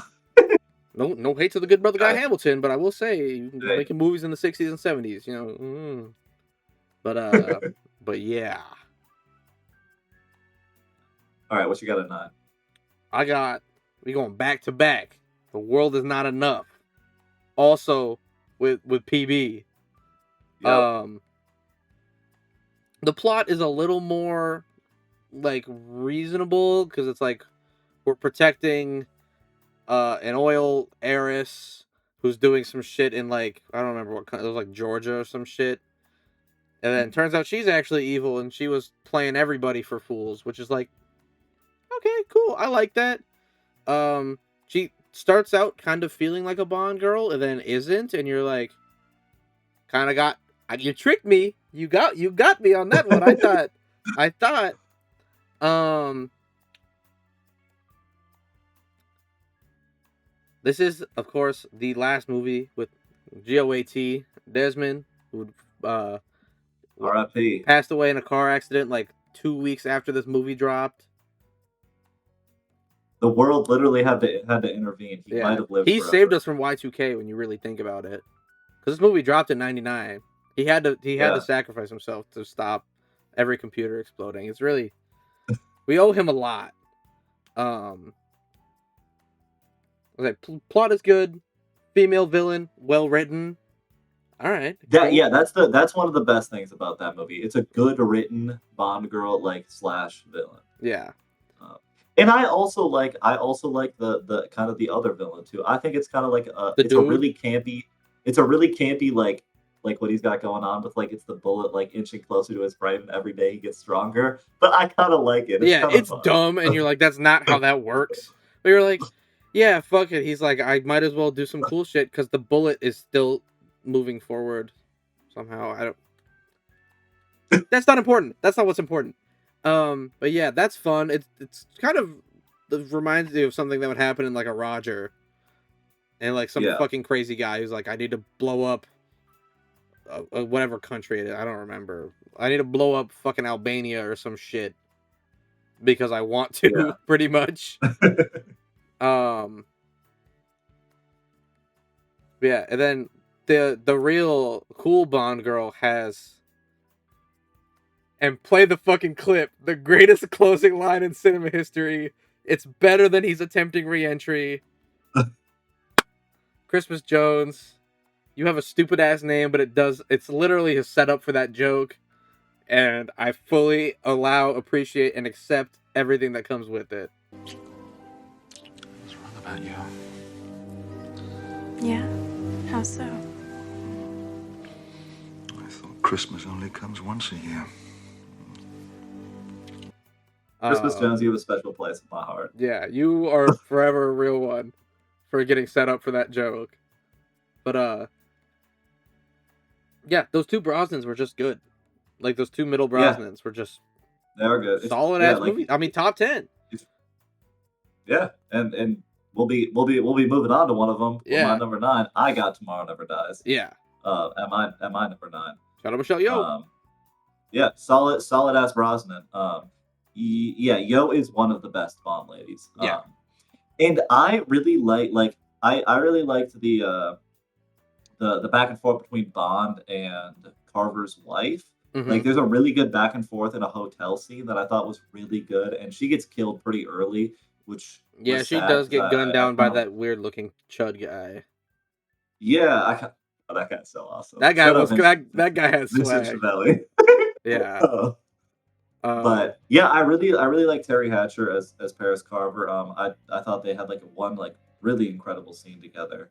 Yeah, because they then, only have 2 scenes together. It's like the party scene, and then the hotel scene, and she's great in both. And then obviously, something bad happened. Yeah.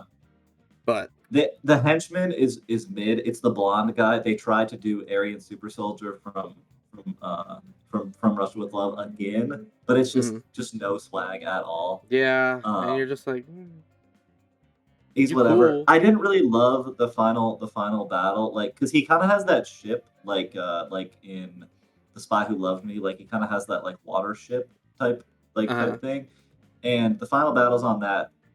I didn't really love that. However, the big metal grinder, the big metal eater, the fucking eater, bro. That eater was so crazy. And when you see it at the beginning of the movie, you're like, this thing is nuts. Like they deployed it to go bust into the ship. Yeah. And I'm glad that it killed. You have to bring that back. At the end. Yeah. You have to bring that back. When you design the giant metal eater, you have to live with the fact that you might be getting fed to the eater at some point. Yeah, that thing was crazy. That thing was awesome. I think it's one of the more one of the Bond plots that relates, I guess, like that you could do in the modern world like a little better, like controlling the media. Like it's a Bond plot that is not like it's not as generic as like, oh, we just trying to stop this guy from setting off some nukes. Like, it actually has like real world, like actually has like real like modern now world repercussions. Yeah, so it's kind of interesting to see that. And Elliot Carver is like, there's actually a lot of people in the world right now that are Elliot Carver. Yeah, sad but true. Sad but true. But yeah, that's my number 9. Tomorrow Never Dies. Pretty good browsing one. It's really sad that we watched Die Another Day first because his movies are really good. Yeah, it's true. Moving on, we got number 8. I got For Russia with Love. I liked For Russia with Love. I was second Bond movie, and like builds on the first one, and you're like, all right, we got it. We figured it out. We have Q, glorious baby boy Q, fresh out of fucking bullshit school. He's got the hair like this. Like he's got hair with color in it. It's not fucking white. It introduces Spectre, which obviously we said is kind of like a whatever thing, but it does come back a lot, and this is the first time we see it. The James Bond sex tape, of course, ridiculous, awesome. And a lot of people probably didn't like pick up on this, but we did when we watched it together. Freaky M in Tokyo, what was going on there? Yeah, bro. What was going on? The Tokyo tapes are gonna be released someday. Yeah, we dropping the Tokyo tapes. There's a read that I choose to go with because it's funny that this is where bisexual Bond starts with Freaky M in Tokyo. Bro. And it makes sense because M is so stoic. Like you just know. Yeah. That, like, Bernard Lee does not know how to show emotions, but that's the one thing where he's like, turn the shit off, turn it off. And you're just like, my fault, bro. I didn't know that. I didn't know it mattered like that. Yeah, good, lots of fun. Classic Connery. He doesn't do any bad fouls. Nah, probably one of the least fouled. Like, I don't think he has like maybe one. Yeah, and you're just like probably one of the ones where he has the least amount of fouls. Yeah, for 1963 or whatever. Good work, kid. You're doing it. Good work, son. Yeah, you not being the worst guy ever. Anyway, no. From Russia with Love, solid. I understand having it higher. Like I know a lot of people have it higher on their list. That's one I do want to go back and rewatch. Yeah. But yeah, moving on to my number 8. I have The World Is Not Enough. So I had Tomorrow Never Dies, The World Is Not Enough back to back. Yeah. Just I think like one spot higher than you. But I really like The World Is Not Enough. And I know it's crazy because it's the one right before Die Another Day. Like, what the fuck happened? Yeah, how did y'all fuck up like everything. But that's not what we're here to talk about. Like from the opening sequence is really good at like from the I forget he's related to Electric King, but she explodes him with the pin, and Yep. then it goes to that like it's like a 8-minute boat chase, like it's really long, and I like Oh it yeah, a the lot. intro sequence. That's a tough ass pre-intro That's a sequence. really good intro sequence, and I really love this. Is my It's between this and Skyfall. This is my second favorite, I think, Bond song. Um, I really like this opening credit song. Mm-hmm. It has it's like sung from the perspective of Elektra, which I think is really cool, Mm-hmm. and it's like not something that you obviously like pick up on until you've watched the movie and you realize that she's the villain. Yeah. Um, but she's a good villain. I really liked the submarine ending sequence. I thought that was really cool. It's obviously a little more modern, so they were able to do a little more with it than like they do. Because I think there's some submarine ending, there's some submarine sequences in some of the older ones, but they obviously And don't it's have just the not. budget, so Yeah. they Not even the can't really budget. be Like doing we a just whole didn't lot have with the it. technology. No tech. But I like that. I don't really get the hate. There's a lot of hate on Denise Richards for Christmas Jones. I didn't really get the hate on her. I don't think that she gets like she's not like the best written Bond No. girl, but she actually does get like quite a bit to do. Like Yeah. she's like a nuclear scientist, and she gets like a lot to do in some of like the action sequences toward the end. Mm-hmm. Like I actually found her to be quite good. Um, Yeah. and like we talked about, the Robert Carlyle as like the other villain is so camp. He Like is it's ridiculous. so funny. M is obviously the Dench. She gets like taken out of MI6, which is kind of fun. You get Yeah, some they M let on the her out, move. bro. It's crazy. Yeah. Um, yeah. No, I really like that one. It's one of my favorite opening credits designs too. I think it Yeah. has like a lot of cool stuff in there. Yeah. But yeah, no, I really like The World's Not Enough. It's a good It's a one. good one. For sure. That moves us on to number 7. This is where I got License to Kill. I mean, Okay. we kind of already talked about it, like Dalton's second and last movie. Whatever. And you didn't talk about this. The greatest. What's the best thing that has ever happened in a James Bond movie? Happened in this movie. The fucking manta ray costume, dude. This is where we got the manta ray costume. The greatest thing that ever happened. Oh my god! If they How don't could put I? if they don't put the fucking manta ray costume in the game, I'm gonna be pissed. I know it's gotta be there. Yeah, just fun. Unemployed Bond. He clutches up. A Q shows up at his fucking hotel room, and has a. He goes rogue. It's a classic Bond. I think this is the. I'm trying to think if Q ever meets another Bond girl. I don't think so. Because they hang I out don't think about the top of my head. Yeah, because they hang out in Bro's hotel room when he's like, "Here's your fucking bullshit cannon," and she's just kind of also there. She like blows up a painting or something with a laser because fucking why not? But yeah, good movie. Timothy Dalton, I fucking love you. Yeah, that's really all there is to say about that. Yeah, no. God, Timothy Dalton is good. But all right, moving on to my number 7. I have No Time to Die here. So I definitely have a little nostalgia bias for this one. Because I went to go see it with like my dad in theaters when it first came out. Mm-hmm. It was really cool. And seeing it in theaters, I remember like obviously we go into spoilers for this. Bond fucking dies at the end. Yep. That dude got hit by a missile. I remember like really like because I had like rewatched all the Craig ones when I went to go see it. Like I remember being like really sad. Like I was crying in the theater when Bond died. That's not ridiculous. Like I like the Craig ones. Like those were definitely like a big part of like my childhood growing up. So I just really liked the end of like Craig's story. Like it's not a perfect movie. I think they missed a chance to because I think they missed a chance to capitalize on the Bond Madeline relationship because what they do is they basically like they like kind of end it right away in the beginning, and then they move 5 years on, and they don't meet up until very like they don't start getting back together until like an hour from the end. Yeah.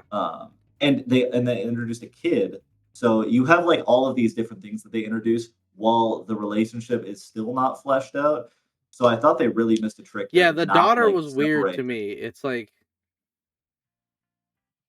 you're just gonna introduce Yeah, her, and then she like doesn't really. I mean, she's like 5 or whatever, so I'm not like expecting the word. But it's like she just kind of like walks around, and Rami Malek is like, "Come with me, child," and then you're like, "I don't care about this kid. Like, you haven't done anything to like do anything with it." So I don't know, but yeah, obviously it does. It finishes 5 movies worth of story, so you're like, it did it well. The missile was cool. mhm. Yeah. I think obviously you can't have the kid without them getting like separated. So like the kid can like grow up and he can meet her again. But I just really think they missed a trick to not separate them and like flesh out that relationship kind of going into like the end of the movie where you have him die.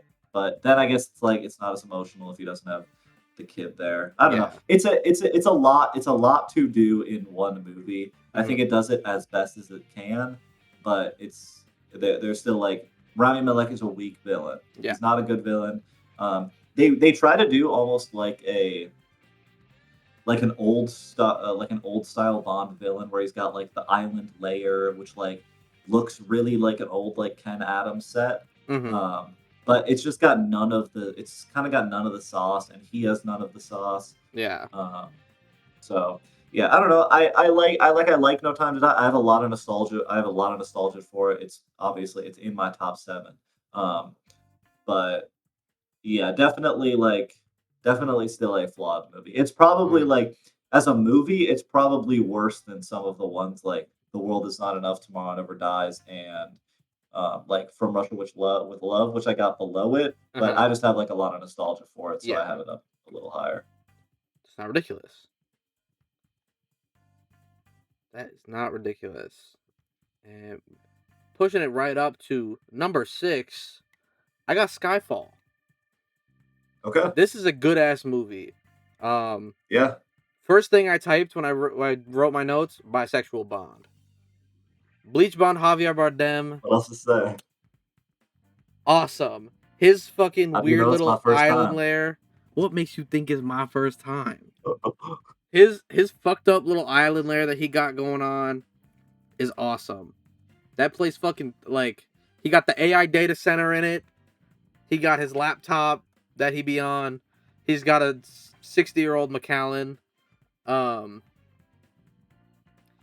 and then the last like act of the movie, I guess, where they go up to Scotland and you get Judi Dench, Bond, and the guy who should have been Sean Connery.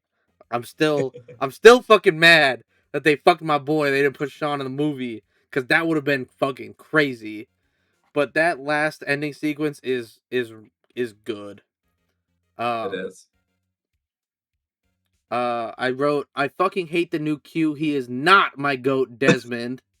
Um, this is this is probably the best Bond song. Shout out Adele. I mean, Yeah. It's it's one of up my there with like favorites. some of the old school like classics. Like it's really good. Also, the when he goes to Hong Kong and he's in like the casino, um, the girl from there, what a babe. Holy, when they're on the boat, you remember. I do remember. And then you get the scene with Moneypenny and Bond in the most like it's the most sexual thing I've ever seen, and I think they both have clothes on. Like that shave. Yep. Yeah. The shave is Oh crazy. my goodness. Yeah. That shit is ridiculous. Um yeah, that And was crazy. that's one of the things that makes me a little like mad about No Time to Die and Spectre is that they just take her out of the field and like out of the play completely after Yeah. that movie. Eh, She gets so much screen time in that, and Yeah. they do nothing with her. Yeah. And it And does she's suck. really good. Yeah, she's good. And it's Yeah, they low key fucked her shit up a little bit, but it's a good movie. I liked it. Obviously, it's my sixth best one. We get a lot of Judi Dench screen time, which I am fucking never mad at. Dench. Yeah, especially because she's like, this is when she's like, I actually fuck with you now, James. You're actually chill. Yeah, good movie. It is a good one. All right. At my number 6, I got Goldfinger. That's my number 5. So let's talk about it. All right, yeah. This is peak Connery, I think. It is. I think this is my favorite Connery. It's the best. It's one of the best villains. Yes. I think it might like as far. I'm just kind of like looking at the stuff I have above it. I think of like as like actual like distinguishable villains. I think it might be like the best one. Yeah. Just as far as like as name value. He's awesome. The plan is like nothing spectacular. Like he's like trying to like raid Fort Knox. Yeah, like that's a classic. It's fun because his name's Art Goldfinger and he's getting the gold. Yeah, like, which is like it's so on the nose. It's not. It's like ridiculous. Yeah, it's got the best henchman. Yeah, the best henchman. Oddjob is my number one golf caddy ever. Dude, they never top that. We could talk about the golf scene for probably 20 fucking minutes. It's some of the best. Some of the best fits they've ever had. When we were talking about earlier, when you got to have Bond and the villain do the tension rising together, that's what I'm talking about. Like it's like it's a perfect moment of it. Yeah, and they have another one of those towards the end where they're like drinking tea. They're like drinking tea. I forget if it's at the club, like it's at like the horse farm or whatever. Oh, at the at the ranch. But yeah, no, the golf scene is so good. That clip's on YouTube. Google 007 golf scene. It'll fucking come up. Peak. Awesome. We'll get an image of that their outfits up there. Yeah, it's some of the it's the most fitted Bond and a villain have ever been. Yeah, it's awesome. The probably the most egregious Bond girl name ever, Pussy Galore. Pussy Galore. I mean, but it's.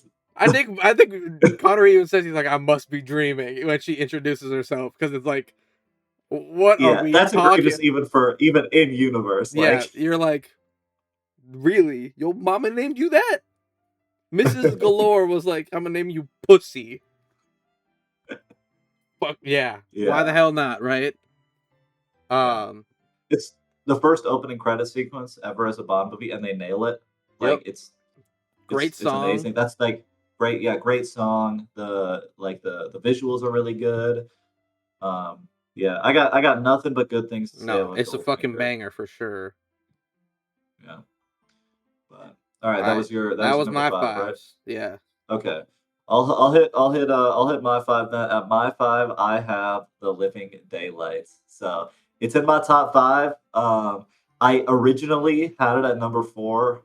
We'll see what we switched it for, obviously. But The Living Daylights is fucking incredible. I'm gonna not say too much because I wrote a decent amount. Yeah, and you'll get into it. We'll get into it more when we go over yours. But this was the first one that we watched when we spun our wheel of random Bond movies to get going on them. This was the first one, and I remember being like, oh, like we're starting off with like I kind of wanted to get to like some of the Brosnans and some of the Connerys. I was like, oh, we're starting off with the Dalton. Like, okay. And it was just amazing. Like it has an incredible opening sequence, the car chase to when he parachutes out onto the boat and he's like, what is it? It's hello, babe. It's like I need to use your phone. Actually make it 2. Better make that make 2 it 2 hours. Yeah. It's just such a good intro to him. It's got a great Bond girl, Cara Malovi, the cellist. She gets like a lot to do throughout it, and she's like kind of like a main part of the beginning of the plot. Yeah. I think it's my favorite Bond snow scene where it's the skiing into the car chase. Yes. That is one of the best, like just like Bond, like escalating action sequences ever. Yep. The ending sequence, the ending fight sequence is crazy because it escalates from like it's on the ground to in the air, like, and that stunt is crazy. They actually did that where they had 2 people on the back of that hanging out the back of a plane on a rope. Like that's nuts. Yeah. The one thing that I have against the Living Daylights is that the villain, like John Doe Baker, as the um It was Brad what Whitaker, is it? the Oh, like arms dealer. as Brad Whitaker. Yeah, I wish because he's so zany. I wish there was more of him because the ending fight with him is just like It's so so entertaining ridiculous. It's so because like he's got like these Moorish. crazy guns Yeah. He's and got the he's like, pack a punch motherfucker. He got the cannon thing, like his little live yeah, cannon that works. Yeah. and it's crazy. And I just wish I wish we got some more of him. But Yeah. yeah, Living Daylights is amazing. It's an amazing title. It's got an amazing song. This is peak Dalton. I think I like Yeah. him more in this one than I think I even like him in License to Kill. Mhm. I think he's a little more quippy in this one because the other one is a little more serious. Mhm. But yeah, I love The Living Daylights. It's a top 5. It's a top 5 Bond movie It's out a of 25. it's a banger. So yeah, Yeah. that's my number 5. All right. At my number 4, Give Me Golden Eye. All right. The first Brosnan, and there's a bit of a theme that the first movie that someone like the first movie of a Bond actor is usually like their best. Basically, Yep. save Connery because first movie, but Yeah. like you go into this. Obviously, we didn't. We watched this at the not as the first Brosnan, but like he's got the swag. He's just He got it. does. He's just got it, man. And then you get Judi Dench in as M. Thank fucking God, because the two dudes who played M before were fucking trash. I wrote, he is a tenured professor at the James Bond School of Game. Pierce Brosnan as James is. It's crazy. One of my favorite scenes in James Bond history is the car, like the race down the mountain at the beginning of the movie. Oh And yes. he's like getting examined by the doctor or whatever. And he's in the Aston, she's in the Ferrari, and they're just ripping. And then the doctor character's like, James, stop the car. And he stops. He's like, what's wrong? He's like, oh, you're doing too much. And then like the fucking Bollinger comes out with the champagne glasses in the So car good. out of the center console, and you're just like, go ahead, wrap it up, bro. I've seen all I need to see. He's got the swag. He's got it, man. What else I write here? Judi Dench does more as M in this one movie than Bernard Lee and the other dude did in like 30 years. The thing with like the bad guy being a guy that was it 003 was his number? 006. 006. And he's like, you fucked me over, James, so I'm gonna kill you. You're like, okay, that's fun. We don't usually see like any other 00s. And I don't even know if you call her a henchman, but Miss Onatop, bro. Golly. She is freaked the fuck out in the movie. This also Yeah, bro. starts the thing of Pierce Brosnan movies are just like really horny. They are. Yeah. But the way she kills people. Yep. I mean, Google the sauna scene. You gonna learn something, right? That is crazy. Bond girl, low key kind of nothing burger. She cool, computer scientist, whatever. But she is, yeah. And Robbie Coltrane of Harry Potter fame is also in the movie as just like Russian mafia guy. Cool, nice to see you, man.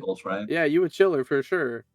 But yeah, elite movie. The ending sequence with the big fucking like obviously there's like the satellite and there's the big ass dish and there's a big fight on it. It's awesome. It is. Great movie, man. Great film. Yeah. It is. One of we'll be getting to it in a second. Yeah. But yeah, my number 4 here is On Her Majesty's Secret Service. So that was at my 3. That's your 3. I figured we'd probably be talking about this because I got an idea of what your top 3 might be. But bro, This one is so good. It's so Like, ahead of and its time. I knew because everyone, like, when it first came out, like, people didn't love it, but now, like, everyone's like kind of unanimously like this is one of the better Bond movies. Yeah. And it is.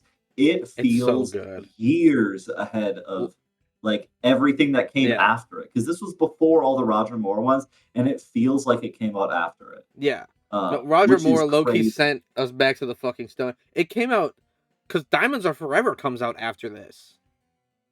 Yeah, because Connery 'Cause- came back for it, because yeah. Lazenby only wanted to do one. Yeah. Because this movie came out in Yeah. 1969. And then Damn. Yeah, no, it feels years it ahead feels of that. yeah, it's so good. It's long. It's what is it? Almost 2.5. So Yeah, it's long. It's like 220, 225. yeah, it's longer for James Bond, and they use it all.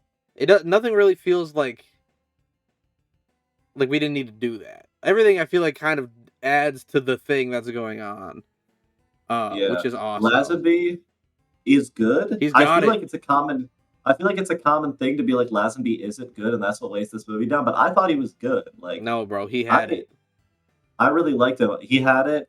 Wish he got more. Like, it's sad that we have Lazenby peak as one and Dalton peak with 2, and then 7 Rogers in the middle. Yeah, like we couldn't have given Roger 2 and like add like 3 more to each of them. Yeah, like fucked up world, man. Sad. I know that Lazenby didn't want to continue, so that's not on that's them for like I can't taking it blame away him, from but he is great.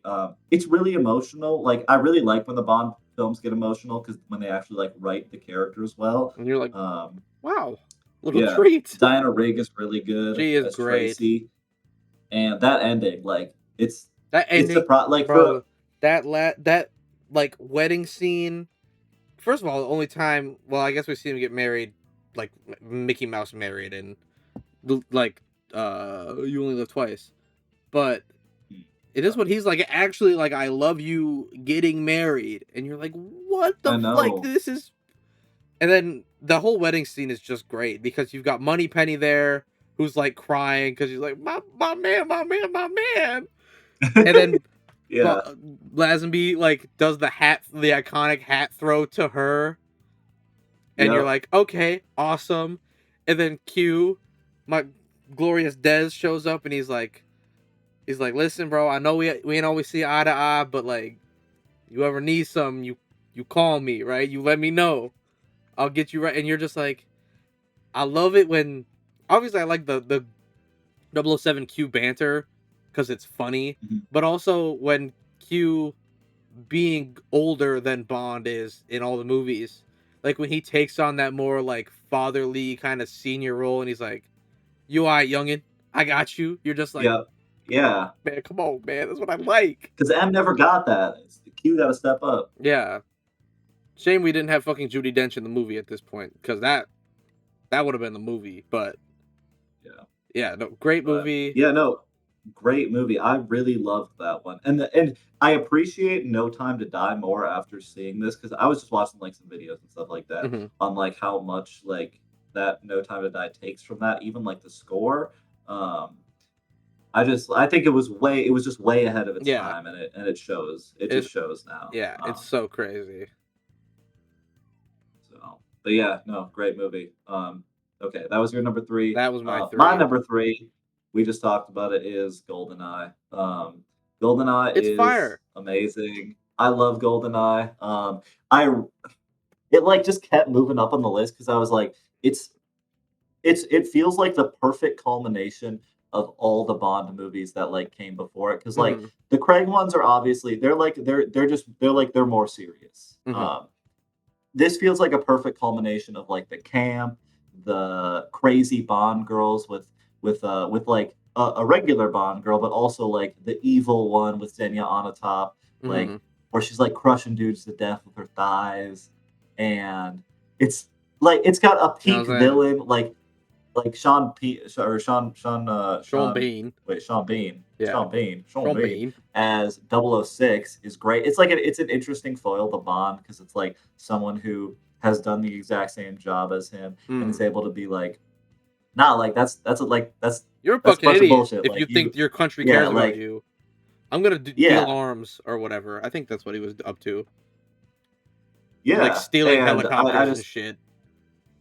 I think he's a really interesting villain. Mm. Boris is a really funny henchman. Like, I not even like doesn't really do much, but Doesn't like really do he's just much. on the computer, and he's funny. And he's a fucking I like like him. little fucking incel chud. He's always talking about Yeah, boobies and no, stuff, and he's it's like funny. His death is really good. his death is really awesome. He deserved It gets to. covered in the yeah. The tank chase is incredible through Oh my St. god. Petersburg. I Yeah. forgot about that until I was like scrolling back through the Oh my movie, god, I and I was forgot like, about that too. "Yo, this is awesome." Because you get that and Uh, train like back to back, where there's yeah, like the the train armored sequence is train. great. Gotta have that Yeah, train. train sequence is great. The satellite dish fight at the end is really good. Yeah. One of the funniest and most brutal Bond deaths, where he falls all that way Yeah, he and doesn't falls die, like and then the satellite dish falls on, it's like just first of falls on all, top he of fell from a fucking like him. a long way. Like you're dead on impact. You fell onto concrete. Goodbye. And then he's like, and then he gets hit with a fucking satellite, and you're just like, I mean, deserved, I guess. Like fuck you, but also like, what a way to Yeah, go. it's so good. Yeah, it's such a Um, fun one. Yeah. Yeah. So we talked about it a lot when you had Mm. it up, but I like GoldenEye. It's got Brosnan at his most aura. It's like peak like camp, but also still having a good plot. Great movie. Yeah. At my 2, you already know what it is. I Give me know the what it is. living daylights. All right. I fucking love this movie. Like you said, when we started the random wheel, this was what we landed on first out of how like 20 whatever movies were on it. And I was like, all right, Timothy Dalton. I had seen him in Hot Fuzz, and he was great in Hot Fuzz as Simon Skinner. And I was just like, all right, let's see what it is. It's fucking fire. All right. It's So 2 fire. hours. It starts hot because it's like, all right, Russian dude, he's trying to defect. Fucking Saunders is like, you gotta just chill. There's gonna be a sniper. Just like shoot the sniper. And whatever, he runs out, and it's Kara. It's the Bond girl, like up there, and you're like, okay, that's interesting. She's obviously a babe, so it's like we can't kill her because what do I look like? One of the most insane Bond guns ever. Yeah, he does that, and then he shoots the gun out of her hand, and he's like, "All right, bro, hide this." This giant ass fucking like DSR looking sniper rifle. He's like, "All right, get rid of this." It's like, and then you've got they're at I don't know if it's some MI6 like country home where they're talking with the guy who escaped, and the PM is there, and then he gets busted back out with the fucking milkman with impact grenades. Yeah. Shout out impact grenade milkman. And we go like, so you go there, and then we go to we're in Czechia, and then we go to Austria, and then we go to Tangier, and then we go to Afghanistan. So we get hella locations in the movie. Like we're all over the place. Yeah. And first of all, it's crazy that they were like the Mujahideen fighters, because that has aged just delightfully. Because there's a read that I went with where I was like, yup, 007 saved Osama bin Laden. Right? I don't think that's a ridiculous read. And that's just awesome. Stops the dumps what was it? $500 billion of opium just out of the plane or some stupid fucking number. That awesome plane fight that they did real. So cool. What else did I have to say? That whole sequence just escalates wildly. Like from on the ground to in the plane. Like it's so much happens. Bro, I forgot. I'm glad I looked at my notes, bro. The scene where they're in at the fucking like the circus or the fair. That whole fucking scene is awesome. Like Ferris wheel, and then you get the Oh my god, yeah. That's like a fucking great scene. And then he does the like the shooting game, and he's he's automatic, obviously. And the guy's like, please no more. Stop. You're running me out of prizes. And then the guy gets murked with the killer door. Yeah. And you're like, everything's going well, like James is putting up shots. He's taking like half court, like smothered ass, but they're green. And then all of a sudden he's like, thanks, Saunders. You got me these papers so we can do da da da da. And then he fucking gets his shit blew up by a door. And you're like, whoa, okay. And then the fucking Aryan super soldier Mark II, I guess this would be, who is kind of awesome. He's Loki got two techniques. He's got Garrote with headphone and impact grenade, and it's awesome. Oh yeah. What else did I have to say? They've done Aryan super soldier like 4 times in these movies. Yeah, it's crazy. And most of them were good.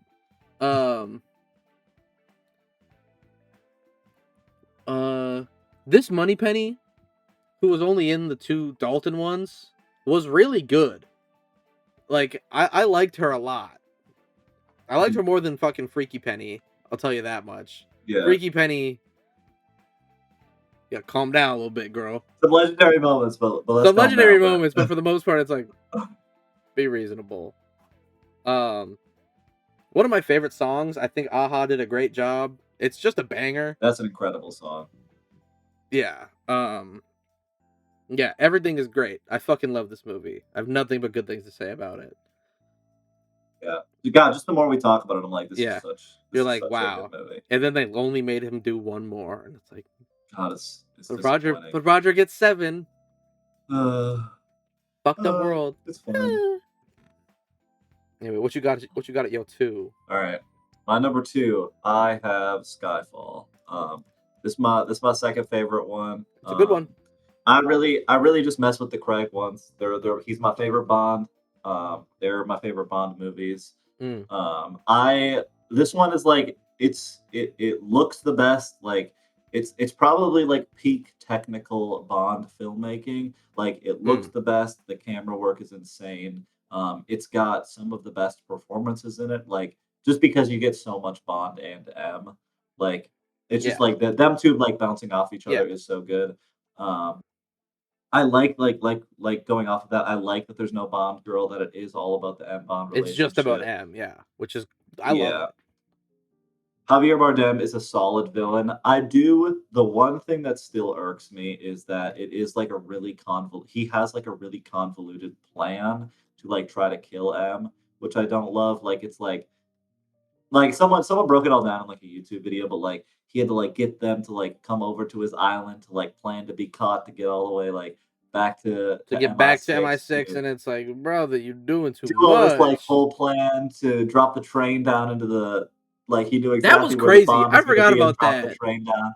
Like it's an insane like if you're able to like find like the video where like people watching where it breaks it all down, it is fucking nuts. Ridiculous. Like, he's out of his damn mind. But he's also like clearly very deranged in the movie, so I think it makes sense that he would come up with some bullshit like that. It does. But it just reminds me a lot of like, and the director talked about it. He was like, The Dark Knight changed the game for movies. And it's a very Dark Knight plot. Like it is like the villain was it's villain centric. The villain's plan was to get captured all along. Like you can tell there was some inspiration taken. But I really like that end action sequence. It feels like Home Alone for adults. Like that last little end action sequence where they're like they're like trapping out the home when they're playing Rainbow Six at home. That shit is crazy, bro. M got the lights with the nails in them, and we get some M action. I'd love some M action. Obviously, it would have been incredible if Kincaid was Connery. We all want it. We all wanted it, but whatever. I love cannibals, it, get and what I you want. really love how it ends. I would have, and it would age even better if Spectre was like incredible. But I love how it ends with like almost the back to basics Bond, where he like comes in the door, like it's Moneypenny at the desk. He goes in. It's like kind of a more stoic M, kind of like Bernard Lee, but has more aura than him, but not as much aura as Dench. Well, but And then he no, gets into doesn't do it. Aston. Yeah, and Like you're like, all it's just right, classic. we're doing it. We're doing a movie. Yeah, It's no. just like classic Bond at the end there. I love Skyfall. I think it is, for me, it's just technically like one of the best Bonds ever, and I love looking at it. Like it's the one that I feel like I could look at all day. Like I Yeah, think it's the most beautiful Bond movie. yeah. Um, but yeah.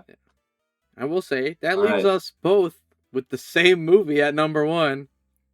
I think we knew it was Who would have coming. thunk? Who would have fucking thunk? It's Casino Royale, of course. It's mean, Casino. It's the best Bond it's the movie. best one. It's so good. Like everything about it, like cover to cover, is just awesome. And I remember when we rewatched it, I said this, and I believe it to be true. Like everything before the casino scene feels like a whole movie. Like the whole setup with Mhm. like they go to whatever it is, the Bahamas or whatever, with the car, and then it's like, okay, we're blowing up a plane. That could have been a movie. They could have Yeah. just did that, and then they were like, no, actually, here's a whole second thing that's also really awesome. And of course, I mean, is the poker good poker being played? Absolutely not. It's the most Mickey Mouse ass Ugh, poker ever. Everyone has the fucking greatest. hilarious. Everyone has like the fucking first, second, and third nuts. It's dumb, but it's awesome. But that's not what it's really about.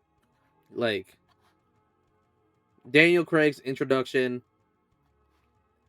he's awesome. He's so fucking good. It's incredible. It's such a good introduction to like the new Bond. Mm. Like is and like just like right off rip. And what's the opening sequence in black and white. Like Oh, it's such a good you establish like you're establishing like you basically do like because they go back farther than any movie ever has like because before he was a double O technically uh-huh. like um when they do like his first two kills it's so tough where Yeah. and he finishes the guy's like line when he shoots him when the guy's like the second is when he's about to say the second is easier and Daniel Craig yops him down and he's like yes considerably break into opening title sequence. It's Mm. so good. Like it's a Martin Campbell. You did Goldeneye. You know how to do the first Bond You know how to movie. do movies, bro. Um, yeah, and it's the best Bond girl. I think for me like She's there's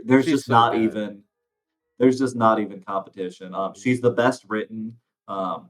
That scene on the train is probably the best Bond girl scene ever. Yes. Like they like figure each other out in 2 minutes and know exactly who they are. Mm. Without like saying without really saying very much like at all. Mm. It's so good. Yeah. And you feel as the movie goes on and like and they get like he leaves like being a double O and they have that like time together in I think it's Italy.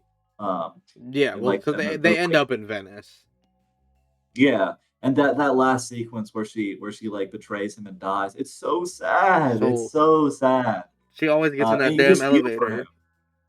I know she always gets in that damn. She always gets put in that damn elevator. Oh, and you just see at the end of the movie like it breaks him, and he never recovers throughout Yeah, all of the movies. Like yeah. he literally never It recovers sets from. up the next 4 movies like that. You need Casino Royale, specifically the last like 45 of Casino Royale, and it sets up the rest of the fucking Craigs. It's so good. Yeah, And there are just and so it's many just little like it's scenes that we could talk about, and it's just like, this scene was awesome because it did this. Like when he breaks into M's apartment and they have that little back and forth. He's like, I knew it was too early to promote you. It's like, luckily, double O's don't live very long, so hopefully it won't be a problem for long. It's like, yeah. and then of course you think, It's such a good young Bond, like yeah, or younger Bond. Like, yeah, it's so fucking good. It's and so good. Yeah, no, it's perfect. I think it's my favorite Bond, and it feels crazy after like that was the one after Die Another Day. Like Yeah, the one before and the one after Die Another Day. Like what fucking happened? we're great. And Right, then we just yeah, randomly decided to drop the biggest fucking stinker known to man. crazy. I And we don't didn't even fucking know. mention like good villain too. Like Le Chiffre's a good I villain. mean, and Mads Mikkelsen is he just plays a villain like no other, man. He just Yeah, look evil. it's it's one of those rare villains where like you don't need to have like villain like backstory, villain characterization, and it's just a good villain. Yeah, Like he has the intro he's scene where he's like, "You give me money, I'm the terrorist financier. Give me your money, thank you." And then you're like, "All right, this guy's evil. He needs to be stopped. You don't need to fucking do a whole bunch of bullshit about it. I get it. I'm on board." Yeah, and they had never really, besides for On Her Majesty's Secret Service, they had never really done like super like a lot of Bond girl focused stuff. So like the subversion to just like kill off the villain with an hour left, and then do an out for like 40 minutes to an hour of just Yeah, like Bond with Bond girl leading up to end action sequence is like that's cool. Like it's really good. it's so good. It's But yeah, no, it's best Bond movie for me. I think for a lot of people, if Not you not really, not even. I mean, I like even my number two like Skyfall. I don't think it's not much of a it's not yeah, much of a conversation for me. I started this list and I was like, all right, Casino Royale 1, that's easy. Yeah, I think I might have actually put Die Another Day dead last first because I was like, all right, I I know mean this one's the those are the worst. two. I know this one's the best. Let's work in from there. We can figure it out. But yeah, no, Casino Royale's so fucking great, man. Yeah, nah, it's amazing. It's the best one. Yeah, nothing really else to be said about it. So Nope, shit. Unless you have anything to add, I think we're about done not here. really. That kind of finishes up my list. I loved watching all the Bond movies and ranking Yeah, the Bond movies. yeah, It's cool to finally like it was cool to watch them in a random order, but it's just like cool to look back on like each era of Bond, and I'm yeah, really excited for the new one whenever that comes yeah. out And we have the game coming out. Hopefully, it'll be out by the time this video goes up. That depends on how in fast I can six edit this mug. days. Yeah, we're a week out as we record this, I can't wait. and It's gonna be good. I'm so fucking excited, bro. But and tune in. I'm gonna be playing that on the channel, so that'll be good. But Yep. yeah, shit. That's all I got. Right. You got anything It to has been add? good. Yeah. Uh, All right. Well, shit. Bye for now. bye. Bye.